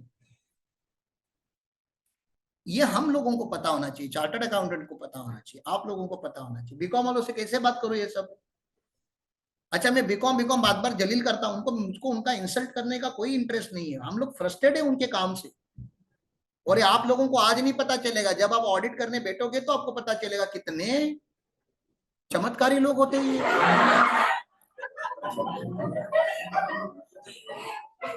अलग अलग लेवल का चमत्कार करके दिखाते हैं बैलेंस शीट में। इनके पास एक जादू की छड़ी है। अगर इनको किसी ने बताया बैलेंस शीट टैली होना चाहिए, ये तो बरोबर है, इतना अकाउंट तो इनको आना ही चाहिए ना कि बैलेंस शीट क्या होना चाहिए। अब समझो इनका असेट का टोटल 25 लाख है और लाइबिलिटी का टोटल 20 लाख आ रहा है, ये टैली हो रहा है क्या? नहीं। ये लोग एक जादू का लेजर डाल देते हैं बैलेंस शीट में, 5 लाख सस्पेंस अकाउंट। कौन सा अकाउंट? मैंने साहब ऑडिटेड बैलेंस शीट देखे हैं जिसमें सस्पेंस अकाउंट बैलेंस शीट में है। टैली झाली ना, टैली हुआ कि नहीं बताओ। असेट का टोटल 25 लाख, लाइबिलिटी का टोटल 20 लाख, 5 लाख का इधर क्या आ गया, ऐसा टैली करने का थूक मार के। ये करना सही है कि गलत है? ये आपको समझता है तो आप प्रूडेंट हो, और अगर आपको सही लग रहा है कि हाँ ये तो ठीक ही किया, तो आपको नया कोर्स ढूंढने की जरूरत है। सीए बन के फायदा नहीं होने वाला। कुछ और कर लो। देखो गाना गाना अच्छे से आता है, नाचना अच्छे से आता है, रील बनाना सीखो, उसमें भी स्कोप है। तो भैया लेजर्स की समरी को हम ट्रायल बैलेंस बोलते हैं। ऐसा जो 12th ट्रायल बैलेंस होता है, जो लास्ट ट्रायल बैलेंस होता है अकाउंटिंग ईयर का, यूजुअली मार्च का, फिनेंशियल ईयर अगर आप फॉलो करते हो तो मार्च का जो ट्रायल बैलेंस होता है उसमें कुछ एडजस्टमेंट एंट्रीज पास की जाती है और फाइनल अकाउंट बनाया जाता है। फाइनल अकाउंट में मेनली आपको बैलेंस शीट और पीएनएल बनाना है मेनली, लेकिन उसके बारे में कुछ डिस्क्लोजर लिखने होते हैं, कुछ डिटेल्स लिखनी होती है, वो नोट्स टू अकाउंट्स में जाते हैं। बैलेंस शीट और पीएनएल अक्रूवल कॉन्सेप्ट पे बनती है। अक्रूवल कॉन्सेप्ट मतलब अगर आप लोगों ने एडमिशन ले लिया गुरुकुल में तो आपकी फी आने वाली है करके हम एंट्री मार देते हैं। आई नहीं है, रिसीवेबल। आप हमारे डेटर हो गुरुकुल के, मतलब आप हमारे असेट साइड पे हो, समझ रहे? बैड डेट मत बनो हरामखोर लोगो। असेट लॉस में कन्वर्ट हो जाता है, बड़ा बुरा लगता है। करंट असेट फिक्स असेट बन जाएगा तो बहुत मजा आएगा, ठीक है ना। तो हमारे फिक्स असेट हमारे एम्प्लॉइज है जो बैलेंस शीट में नहीं होते, लेकिन लिंक जिंदगी बिना उनके बैलेंस शीट नहीं बन सकती, ठीक है ना। तो रिसीवेबल की एंट्री मारी जाती है। इसका ये मतलब है कि जो पीएनएल अकाउंट में प्रॉफिट दिख रहा है उतना पैसा बैंक अकाउंट में होना जरूरी नहीं है। क्यों? क्योंकि एक्सपेंस भी अक्रूवल बेसिस पे मारे गए और इनकम भी अक्रूवल बेसिस पे मारा गया है। नॉन कैश एक्सपेंसेस को भी रिकॉर्ड किया, जैसे डेप्रिसिएशन क्या है बताओ, वो भी डेबिट में है ना, लेकिन उतने से पैसा तो जाता नहीं कहीं पे। इसका ये मतलब है कि पीएनएल में जो ट्रांजैक्शन दिखाए गए जरूरी नहीं कि कैश भी वैसे ही आया और गया है। मतलब profit balance is need not to be equal to cash balance. Profit balance और कैश बैलेंस सेम होना जरूरी, ये समझ में आ रहा है? क्योंकि पीएनएल और बैलेंस शीट कौन से बेसिस पे बनती है? अक्रूवल बेसिस पे बनती है, कैश बेसिस पे नहीं बनती। Accrual basis, mercantile system of accounting जिसको आप बोलते हो, उसको अक्रूवल बोला जाता है कि इनकम अक्रूड हो गया, रिकॉर्ड कर दो। आया नहीं पैसा अभी तक लेकिन रिकॉर्ड हो जाता है। हमने क्रेडिट सेल किया, मारते हो ना आप एंट्री, क्या एंट्री मारते हो? Debtor account debit to sales account, entry मार देते हो आप। पैसे आए क्या उतने? अरे नहीं सर, अभी वो डेटर बन के खड़ा हुआ है। आएंगे क्या? गारंटी है क्या? गारंटी तो ये दुनिया में किसी की नहीं है सर। फिर भी हमने जो जोश में इनकम तो बुक कर दिया, तो प्रॉफिट तो हो ही जाएगा, लेकिन प्रॉफिट बुकिश प्रॉफिट है, रियल प्रॉफिट नहीं। इसलिए चौथा स्टेटमेंट बनता है कि पैसा कहां से आया और पैसा कहां पे गया, पैसे की भाषा बोलो, उसके लिए कैश फ्लो स्टेटमेंट बनाया जाता है। कौन सा स्टेटमेंट? Cash flow statement. आपको मैं एक सीक्रेट बता दूं, एलिट गुरुकुल में ना अमिताभ बच्चन इन्वेस्टर है। देखो कैसे है इमेजिनरी बता रहा। सचिन तेंदुलकर इन्वेस्टर है, मुकेश अंबानी इन्वेस्ट करने वाला है। फटाक से कंपनी की वैल्यू नहीं चेंज हो जाएगी, लेकिन बैलेंस शीट वगैरह काम करने वाले लोग सब कुछ वही है। लेकिन इस कंपनी में इक्विटी होल्डर कौन है वो भी उतना ही जरूरी है। ये इंफॉर्मेशन शेयर होल्डर तक पहुंचना जरूरी कि कंपनी का मालिक कौन है। एक मालिक नहीं होता ना कंपनी का, वो प्रोप्राइटरशिप होता है, कंपनी में मालिक अलग अलग होते हैं। तो ओनर ने कितना होल्ड करके रखा हुआ है, उनके स्टाफ ने कितना होल्ड, स्टाफ ने होल्ड किया, उसको ईसॉप बोलते हैं। ईसॉप सिखाया क्या इनको कभी? सुना भी है क्या ईसॉप क्या होता है? इसे कहते हैं ईसॉप। ईसॉप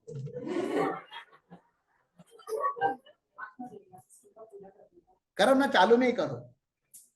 अरे करो, चालू सिस्टम में पूजा करो। लो सिस्टम बंद करके पूजा कर रहे हैं, मतलब मुझको ये नहीं समझ में आ रहा है इनको चालू सिस्टम चाहिए कि बंद सिस्टम चाहिए। चालू सिस्टम की पूजा करो कि चालू रहे। सिस्टम चालू ही है। चालू सिस्टम की चालू में पूजा करो तो लड्डू भी चालू चालू में मिले मुझे। तुम करते रहो, तुम ध्यान दो मेरे पे। थैंक्स, मेरे सिस्टम की भी आपको याद आई।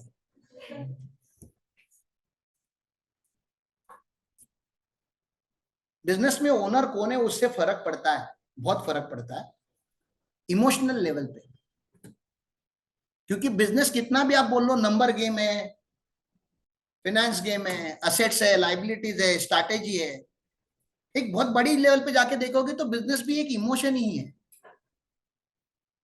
ना। जैसे आपका भाई बहन का एक इमोशन होता है, नाता होता है, बॉयफ्रेंड गर्लफ्रेंड का एक नाता होता है, वो एक इमोशन होता है, दोस्त दुश्मन का एक इमोशन होता है, वैसे बिजनेस भी एक क्या है, इमोशन ही है। I am very much emotional about my business. तो शायद मेरे से भी अच्छा गुरुकुल चलाने वाला कोई अच्छा मैनेजर आपको मिल जाए आगे जाके, लेकिन मेरे जितना इमोशनल फाउंडर आपको नहीं मिलेगा इस बिजनेस के लिए, क्योंकि मैंने अपनी जिंदगी दे दी इसको। तो ये आप लोगों को पता है क्योंकि आप इससे कनेक्टेड हो। कल मैं अगर बोल दूं मेरी इक्विटी में ट्रांसफर करके मैं निकल जा रहा हूं, शायद मेरे से बात आने वाला मेरे से अच्छा है, मेरे से बेहतरीन है, लेकिन फिर भी आप लोगों को लगा नहीं हम तो कनेक्टेड उससे ही थे, जबकि मेरे से अच्छा मैनेजर मैं आपको देके जा रहा हूं। आपको नहीं लगता है हमको अच्छा नहीं, हमको वही चाहिए, हराम को नहीं ठीक था हमारा। Like people get that is sentiment no. Account का टीचर विनायक सर से अच्छा लाके आपको देता हूं, स्टिल यू से नहीं नहीं नहीं हमारे विनायक सर ही हमारे लिए अच्छे। अरे मेरे साथ भी ऐसा होता है, आप क्यों आए अकाउंट्स पढ़ाने? हाँ ऐसा हुआ है, विनायक सर को बोलो ना। मैं बता रहा है मैं विनायक का भी सर है। विनायक एकलव्य है तो मैं द्रोणाचार्य है। नहीं नहीं आप नहीं चाहिए, एकलव्य ही दो। इमोशंस है वो आपके लिए, आपके लिए सब्जेक्ट सब्जेक्ट नहीं, आपके लिए सब्जेक्ट इमोशन बन चुका है। इसलिए हमें हमारे शेयर होल्डर को, हमारे ओनर्स को बताना पड़ता है कि हमारे कंपनी का ओनरशिप स्ट्रक्चर कैसा है।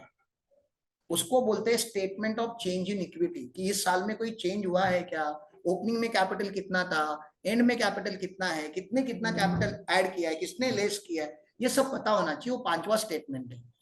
इन पांचों स्टेटमेंट के ऊपर मैंने डिटेल में बोला है, एक्चुअल में मैंने इनको बनते हुए दिखाया है यहाँ पे। आगे आगे जाके ये सब बेसिक खत्म हो जाता है यहाँ पे, जितना मैंने अभी आप लोगों के साथ बोला। और उसके आगे जाके मैं मॉड्यूल ओपन करता हूँ, मॉड्यूल में से ये सारे यूजर्स ऑफ फाइनेंशियल स्टेटमेंट वगैरह सब मैंने बोला है। इन्वेस्टर के लिए भी हम बैलेंस शीट बनाते हैं, एम्प्लॉय के लिए बनाते हैं, सबके लिए ये सब यूजर्स ऑफ फाइनेंशियल स्टेटमेंट है। फाइनेंशियल स्टेटमेंट होना कैसे चाहिए मैंने वो बोला है। Thank you. फाइनेंशियल स्टेटमेंट मीठा होना चाहिए। बता तो दो क्यों बांट रहे हो लड्डू पेड़ा, तुम बता दो यार। आपने पढ़ा है, बता दो।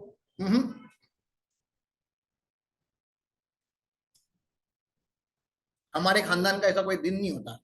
हमारे खानदान का दिन आज विश्वकर्मा डे है। पाटिल लोगों ने ऐसा कुछ खास किया नहीं है कि उनके नाम पे दिन हो। मतलब पाटिल और बाकी जो भी रहेंगे अपन लेंगे, यादव यादव जो भी रहेंगे, हमारा कोई दिन नहीं होता। ये हरामपुर लोगों का दिन है, सारी अच्छे लोगों का दिन है। विश्वकर्मा, जिन्होंने विश्व को बनाया, क्रिएटर्स।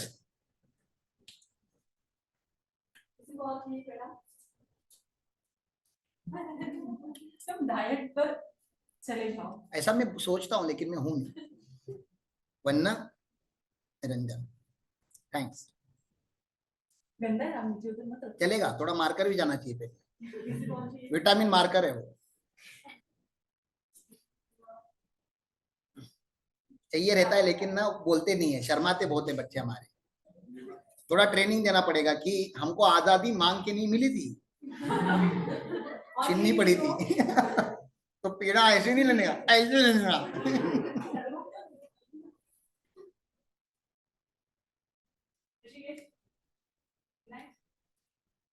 इसका नाम भी विनायक है। बाप रे, इतने विनायक एक ऑर्गेनाइजेशन में अच्छे नहीं होते। कल विनायक आना है, तू 10वें दिन मिल, तेरा विसर्जन करवा देता हूँ। मारो उसके सर पे। नहीं फोड़ेगी, आपको फोड़ना है या तो ये दाना फोड़ना, कहाँ फोड़ाऊं? लेकिन मेरे सर पे फोड़ो, बाहर फोड़ो ना यार, दरवाजे पे। तो इस लेक्चर में बहुत सारी चीजें मैंने कवर की है प्रैक्टिकल एस्पेक्ट से, और आगे आगे जाके बहुत इंपॉर्टेंट बात, मैंने कुछ फाइनेंशियल स्टेटमेंट को मैंने डाउनलोड किया है। ये कहाँ से आ जाता है? एक तो ऐड लगाते, एक तो हमारा मोनेटाइजेशन एक्टिवेट नहीं हुआ है। तुम लोगों ने हमारे चैनल को सब्सक्राइब नहीं किया अभी तक। एलिट कंसल्टेंट, गुरुकुल नहीं, आप लोग और भी चीजें एलिटिगेशन क्या क्या चालू है कंपनी, कंसल्टेंट वाला किया है, फिर भी 1000 नहीं हुए। तुम्हारी मार्केट में पहचान नहीं लग रहा है। आराम कर लोगों, स्टेटस पे रखो आज, और नीचे लिखो अगर सब्सक्राइब नहीं करोगे तो तुम्हारे बच्चे नंगे पैदा होंगे।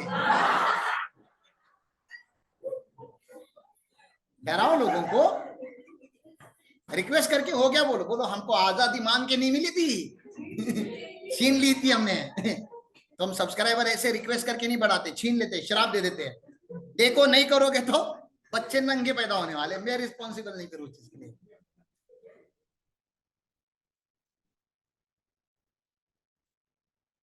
तो प्लीज सब्सक्राइब कीजिए अगर आपने नहीं किया होगा तो। घर में भी, और तुम्हारी जिंदगी में अगर कोई कॉमर्स वाले लोग होंगे तो उनको बोलो भैया हमने तो 25-30 हजार भर के ये बटले को सुनने जाते हैं, तेरे लिए बटला फ्री में बड़बड़ कर रहा है।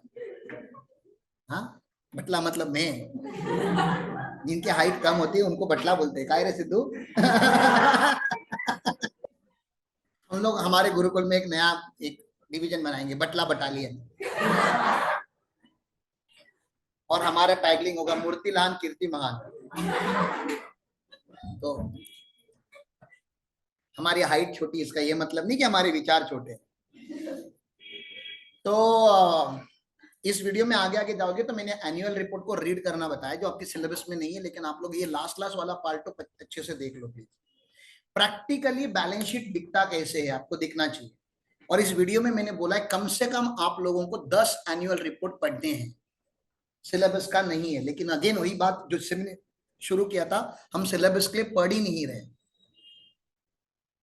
Studying for the syllabus. अच्छा, कल से मैं आता ही नहीं, मैं तो एग्जाम के लिए पढ़ रहा था। बटला तो कुछ और ही बना रहे हैं हमको। तो यार आप लोगों को मैं बता रहा हूँ कि ये एनुअल रिपोर्ट बिग फोर्स वगैरह जैसी बड़ी बड़ी सीए फर्म्स ने लिखे हुए, उनकी फीस करोड़ में है। मैंने अभी आपको लाख निकाल के दिखाया कैलसी पे, आपको कितना अच्छा लगा। आप सोचो ना, अदानी अंबानी जैसी 2 कंपनी मिल गई आपको, बस 2, ज्यादा नहीं चाहिए। एक एक कंपनी 4-4 5-5 करोड़ दे रही है, साल का 10 करोड़, बस हो गया ना? नहीं और चाहिए? अरे कभी तो सेटिस्फाइड रहो हरामखोर लोगों, एटलीस्ट इमेजिनेशन में कि हाँ 10 करोड़ ओके।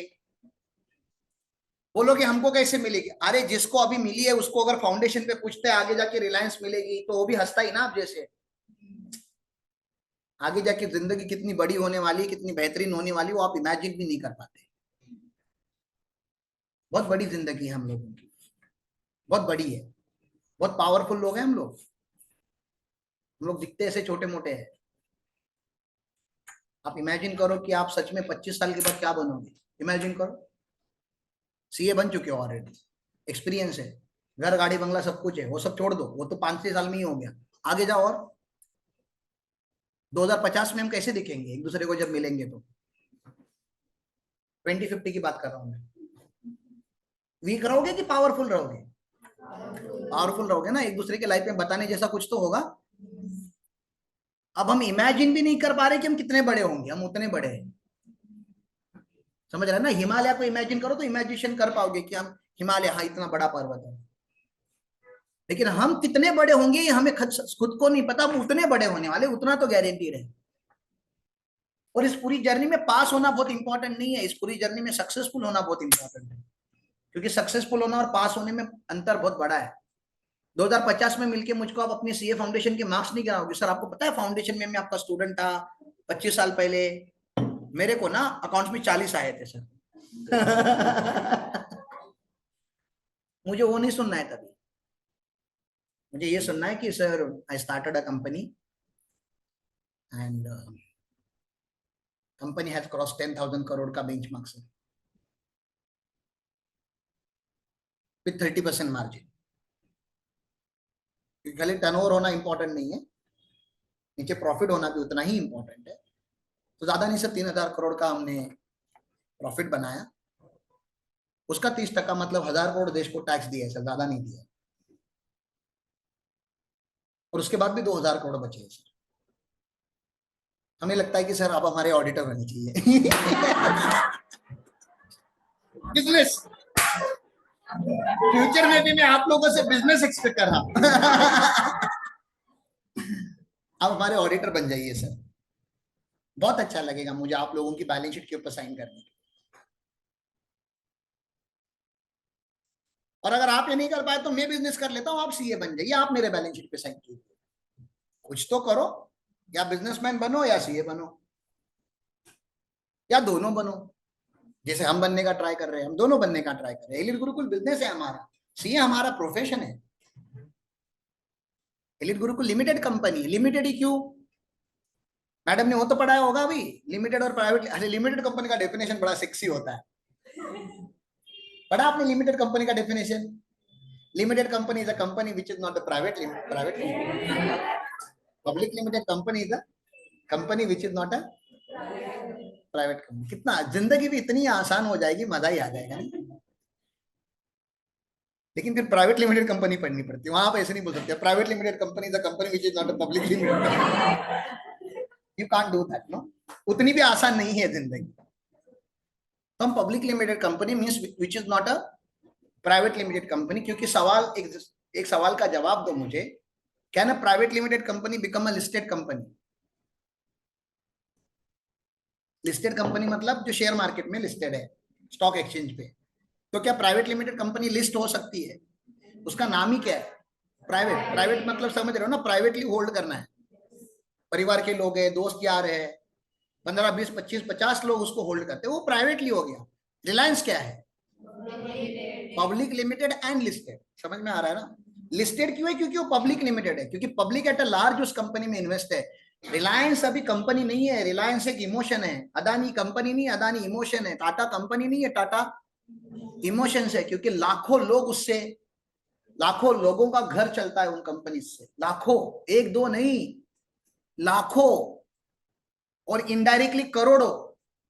डायरेक्टली लाखों, लाख लोगों को उन्होंने जॉब दिया होगा, लाखों लोग उनके डिस्ट्रीब्यूटर होंगे, वो डायरेक्ट हो गए। इनडायरेक्टली टाटा की गाड़ी जो लेके जा रहा है वो ट्रांसपोर्टर, उसका भी घर चल रहा है। आप समझ रहे हो ना, इनडायरेक्टली जो काम कर रहे हैं उसके लिए। हाउस कीपिंग कंपनी, उनका भी घर चल रहा है क्योंकि टाटा चल रहा है। तो बड़ी बड़ी कंपनी के बारे में पढ़ेंगे, बड़ी बड़ी कंपनी के बारे में सोचेंगे, तभी तो बड़ी कंपनी बन पाएंगे।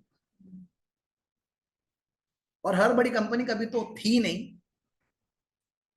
आज जो बड़ी कंपनी एक जमाने में एग्जिस्ट नहीं करती थी, जब एग्जिस्टेंस में आई तो ही बड़ी नहीं थी वो।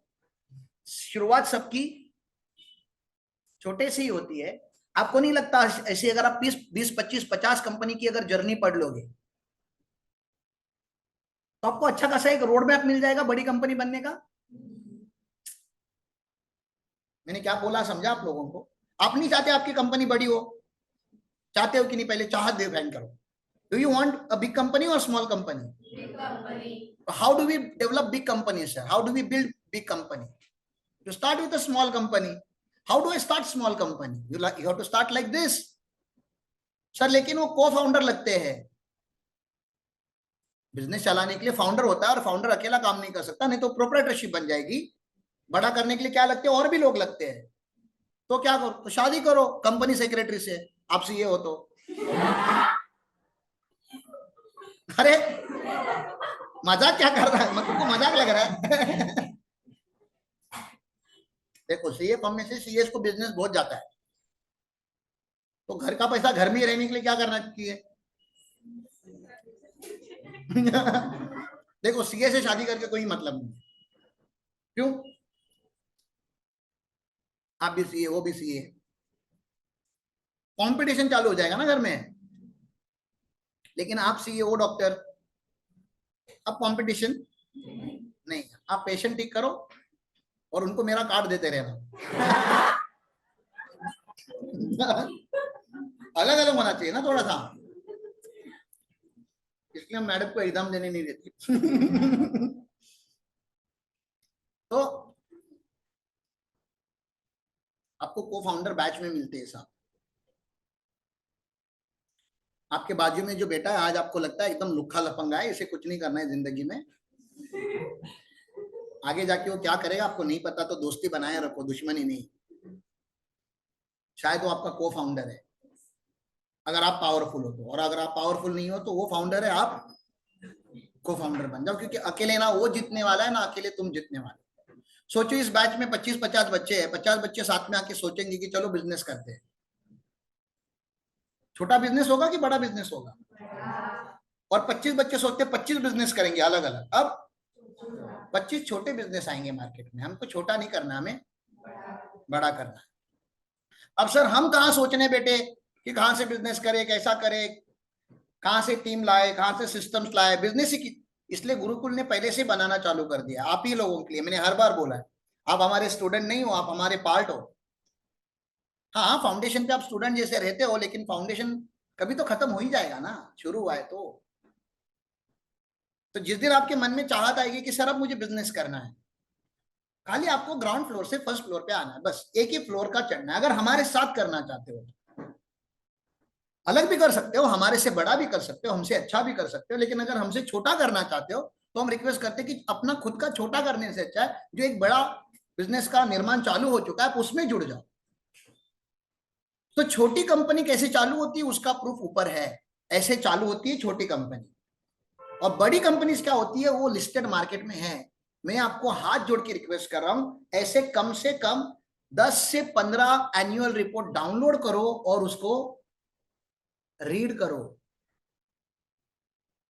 क्योंकि आपको पता चलेगा कि इसमें जो लिखा जाता है वो आपको कम से कम हार्डली 10 से 15% ही समझेगा, 80% तो आपको समझेगा ही नहीं। एनुअल रिपोर्ट में जो लिखा गया है कितना परसेंट नहीं समझेगा आपको? 80। वो भी मैं बहुत अच्छा फैकल्टी करके, मैं आप मतलब आपसे बहुत ज्यादा उम्मीद रखता हूं करके, नहीं तो मैं बोलता 99% चीजें नहीं समझेगी, और 1% जो समझेगा वो इमेज होंगे, खाली लिखा क्या है वो नहीं समझ में आएगा। क्योंकि आप सीए फाउंडेशन के बच्चे हो, आप थोड़े मैच्योर्ड हो, थोड़े अच्छे बच्चे हो, तो मैं एक्सपेक्ट कर रहा हूँ कि 15 से 20 तक आपको समझ में आएगा। Asset, liability, income, expense, profit, tax, ये तो समझ आ ही जाएगा आपको। और डायरेक्टली नहीं आएगा, उसके लिए मैंने वीडियो बनाया है। ये वीडियो इसलिए आपको देखने बता रहा हूँ, पहले वीडियो देखना, उसके बाद वो 10-15 एनुअल रिपोर्ट डाउनलोड करना। आपकी चॉइस की कंपनी की, मैं अपनी चॉइस की कंपनी भी नहीं बता रहा हूँ। आप बोलोगे हमारी चॉइस की कंपनी नहीं है, बस तुझको वहीं से शुरुआत करनी है कि पहले चॉइस ऑफ कंपनी ढूंढो। घर में जो बड़े बड़े प्रोडक्ट आते हो ढूंढो। टाटा का नाम पता है तो टाटा क्या करता है? टाटा मोटर्स है, टाटा स्टील है, टाटा कंसल्टेंसी, टाटा की 3 हो गई। अदानी का नाम न्यूज में सुना होगा तो अदानी की डाउनलोड कर लो, रिलायंस का सुना होगा रिलायंस का कर लो, आपका अकाउंट आईसीआईसीआई बैंक में आईसीआईसीआई बैंक डाउनलोड करो, एचडीएफसी में एचडीएफसी डाउनलोड करो, एसबीआई में एसबीआई डाउनलोड करो। आपको जो कंपनी अच्छी लगती है उसका बैलेंस शीट आप ढूंढो और डाउनलोड करो। इन्फोसिस आपने सुना होगा, नारायण मूर्ति सुना होगा तो इन्फोसिस डाउनलोड करो। महिंद्रा एंड महिंद्रा का आपके घर पे ट्रैक्टर है, पापा फार्मर है तो महिंद्रा की बैलेंस शीट डाउनलोड करो। बुलेट आपको अच्छी लगती है, बुलेट की कंपनी का नाम आइचर मोटर है, आइचर डाउनलोड करो। आप आपके घर पे सीमेंट अंबुजा का लगा है, अंबुजा डाउनलोड करो। एशियन पेंट लगा है, एशियन पेंट डाउनलोड करो। मैं आपको नहीं बताना चाहता कि आप क्या डाउनलोड करो, आपको जो अच्छा लगे आप वो डाउनलोड करो, ठीक है ना। नहीं समझ रहे तो निफ्टी में 50 कंपनी होती है, इतना तो सुना है आपने। निफ्टी कितने कंपनी से बनता है? 50 कंपनी से। और सेंसेक्स में 30 होती है, ये टॉप कंपनीज होती है। तो आपको गूगल क्या करना है, निफ्टी 50 कंपनीज, अरे 50 नाम आ जाएंगे, 50 एनुअल रिपोर्ट डाउनलोड करो, रीड करो, क्योंकि मार्केट लीडर है वो, मार्केट उनसे बनता है, मार्केट के रिप्रेजेंटेटिव्स है वो। कितना आसान है सर, क्यों डाउनलोड करें? बस उसका ही आंसर इस वीडियो में दिया गया है कि अगर आप देखोगे कि बेहतरीन कैसे बना जाता है, टॉप 50 क्या ऑपरेट कर रहे हैं, और तो आपके मन में किधर तो सपना आना चाहिए कि एक दिन मेरा नाम निफ्टी 50 में होना चाहिए।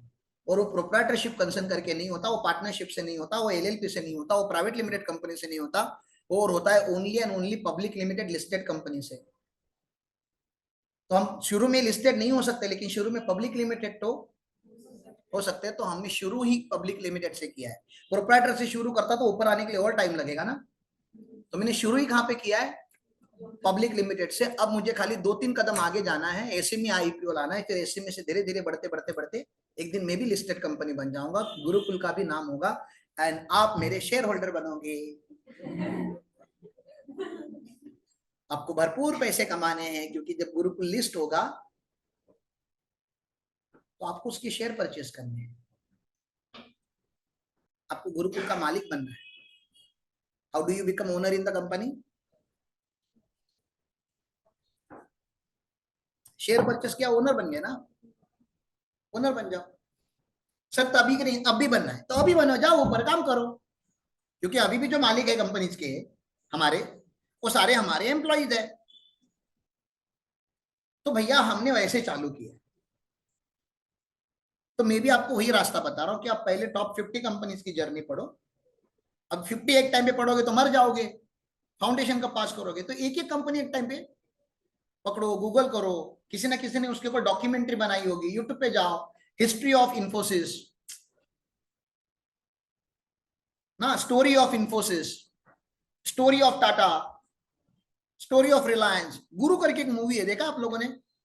गुरु भाई आवे छे सबकी वाट लगावे छे, वो आवाज आता है ना कान में, अरे ऐसा मतलब ना रोंगटे खड़े हो जाते हैं।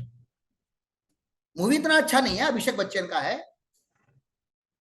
लेकिन वो इंपॉर्टेंट है ही नहीं। वो रिलायंस की स्टोरी है, रिलायंस का स्ट्रगल है। मतलब धीरूभाई अंबानी का थोड़ा उसमें उनकी स्टोरी है, लेकिन ऑब्वियसली धीरूभाई अंबानी की स्टोरी उससे भी ज्यादा इंटरेस्टिंग होगी। मूवी में उतना नहीं आता ना, 3 घंटे के मूवी में आप 30 साल की जर्नी नहीं दिखा सकते। लेकिन गुरु करके मूवी आप देखना चाहिए आपको जरूर, उसका एंड बहुत होता है। एनुअल जनरल मीटिंग करके एक कॉन्सेप्ट होती है, बताया कि आपको मैडम ने? एजीएम सुना है आप लोगों ने एटलीस्ट? एजीएम करके कुछ होता है।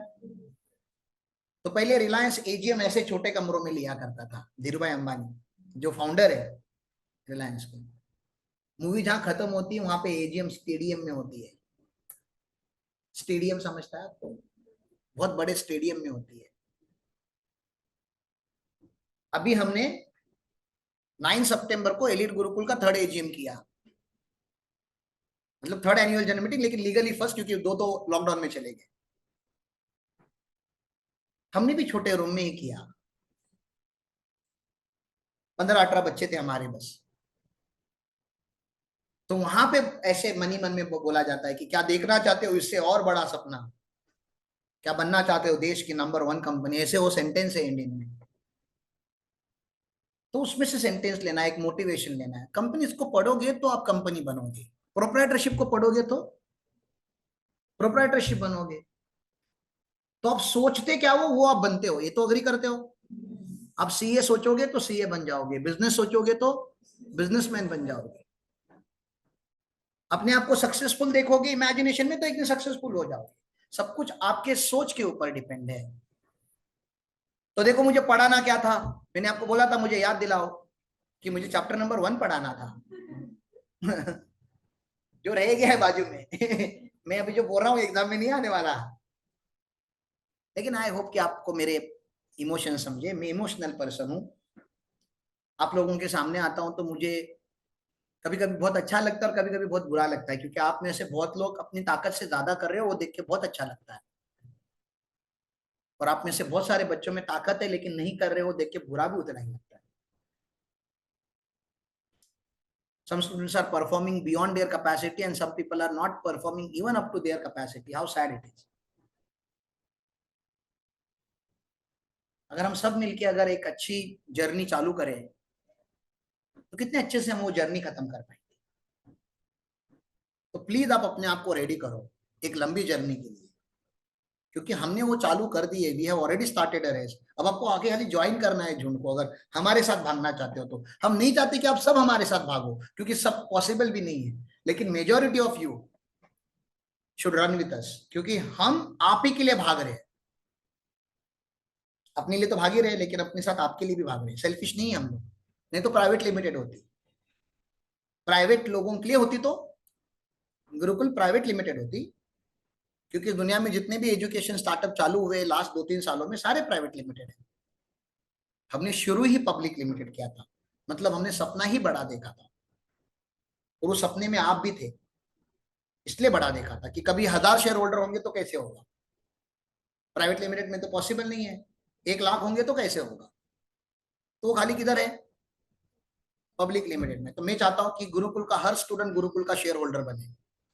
शायद 10 साल लगेंगे उसको, शायद 15 साल लगेंगे, 25 लग रहे तो बड़ी कंपनी बनाने के लिए टाइम लगता है,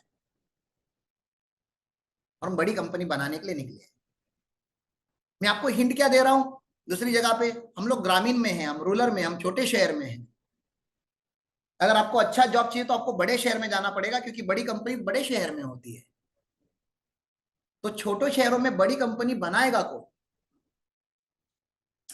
ऐसा अगर हर साल चलते रहा तो बड़े शहर और बड़े होते जाएंगे और छोटे शहर हमेशा छोटे ही रह जाएंगे।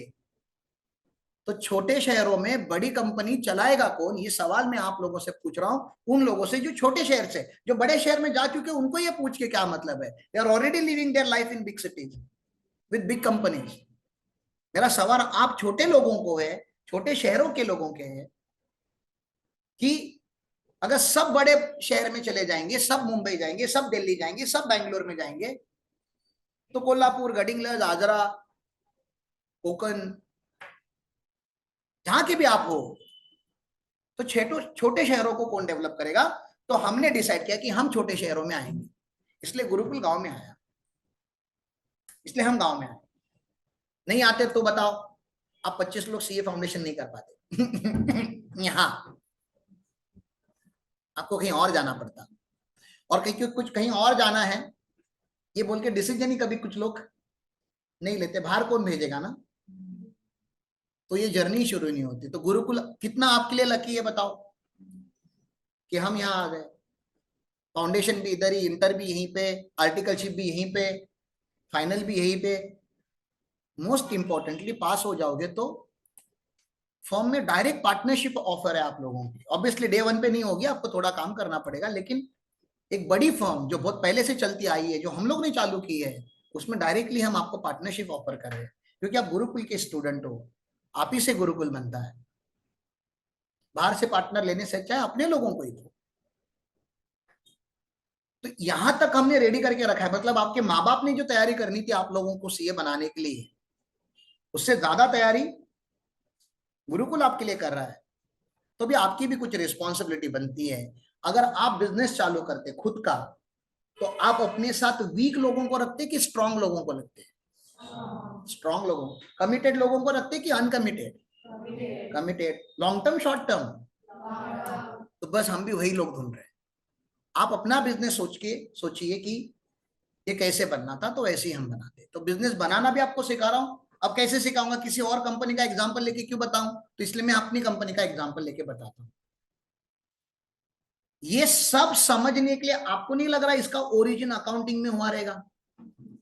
अकाउंट्स क्या है? अकाउंट्स लैंग्वेज ऑफ बिजनेस है। अकाउंट्स तो आपको तब समझ में आएगा जब आपको बिजनेस समझ में आएगा। नहीं तो आप अकाउंट्स पढ़ते रहोगे पढ़ते रहोगे पढ़ते रहोगे, और क्यों पढ़ रहे हो उसका पर्पज ही नहीं पता चलेगा आपको। पर्पज ये है जो मैं आपको अभी बता रहा हूं इस वीडियो में, कि एक दिन आपको बिजनेस समझ में आना चालू होना चाहिए, because accounting translate the language of business into language of accounts. Accounting करना मतलब क्या करना, जो एक बिजनेसमैन को पता होता है वो अकाउंट्स में ड्राफ्ट करना, ताकि कोई भी उसको पढ़े उसको सब समझ जाए बिजनेस के बारे में।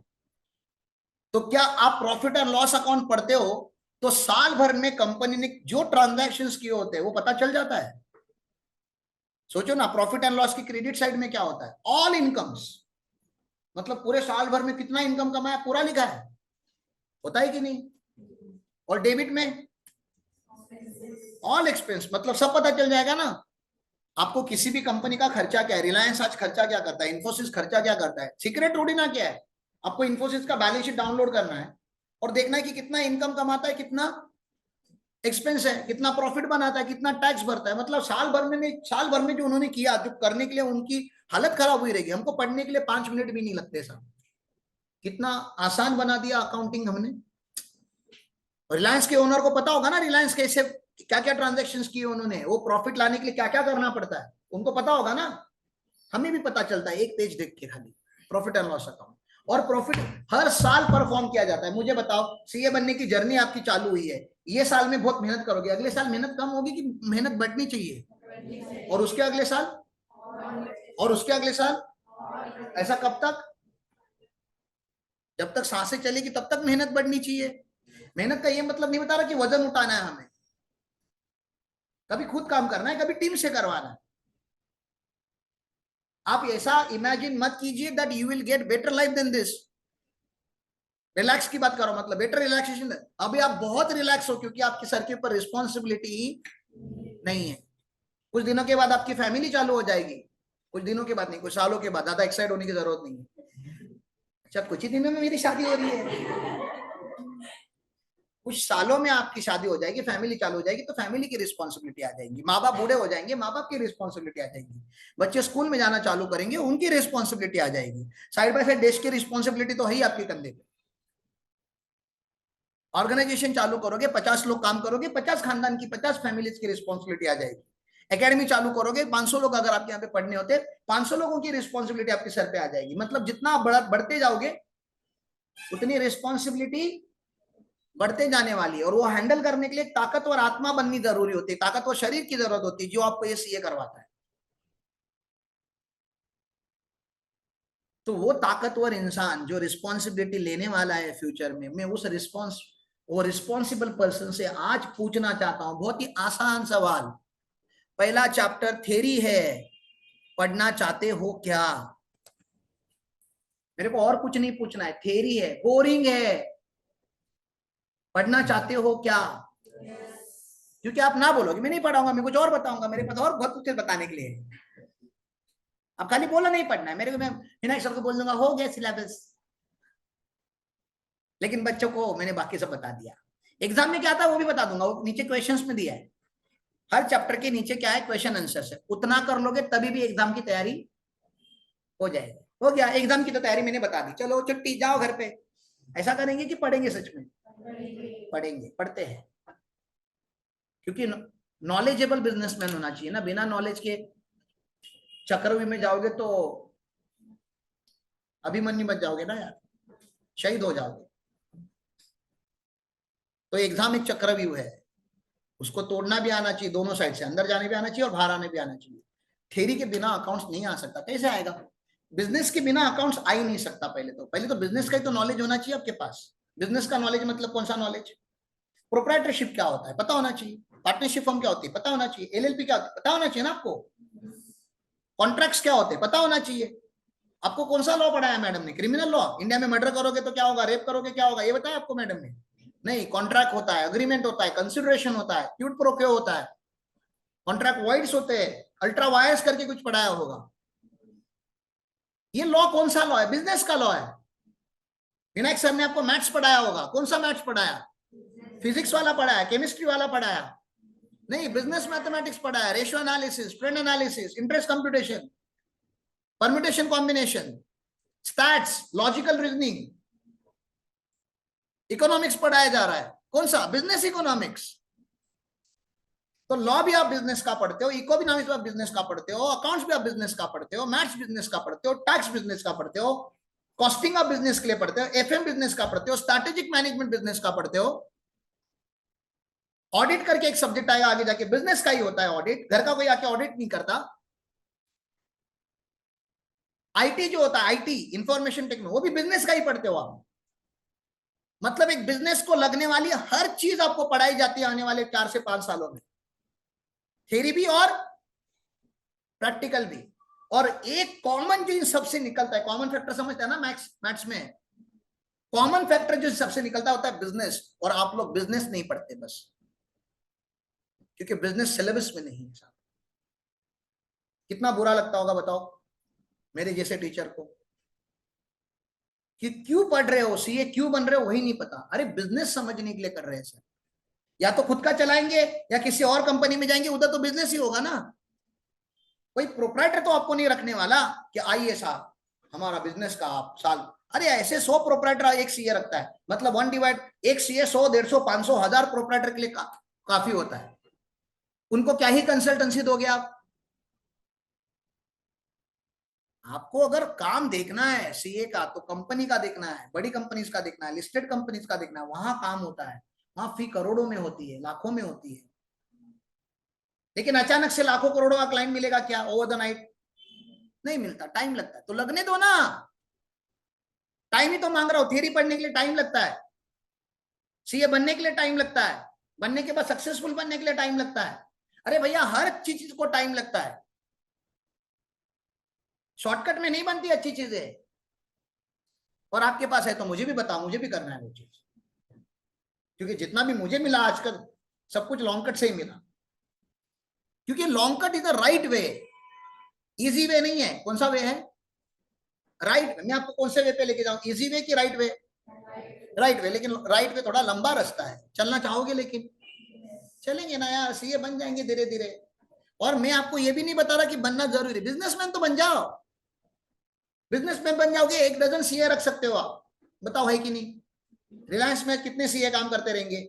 मुकेश अंबानी, अनिल अंबानी या धीरूभाई अंबानी सीए नहीं है, तो सीए बनना जरूरी था? नहीं, व्यापार करना जरूरी था। सीए होंगे कि नहीं उनके यहाँ पे? अरे हजारों सीए काम करते रहेंगे उनके फर्म में। जो चार्टर्ड अकाउंटेंट है वो छोड़ दो, इन हाउस कितने रहेंगे, एम्प्लॉय कितने रहेंगे?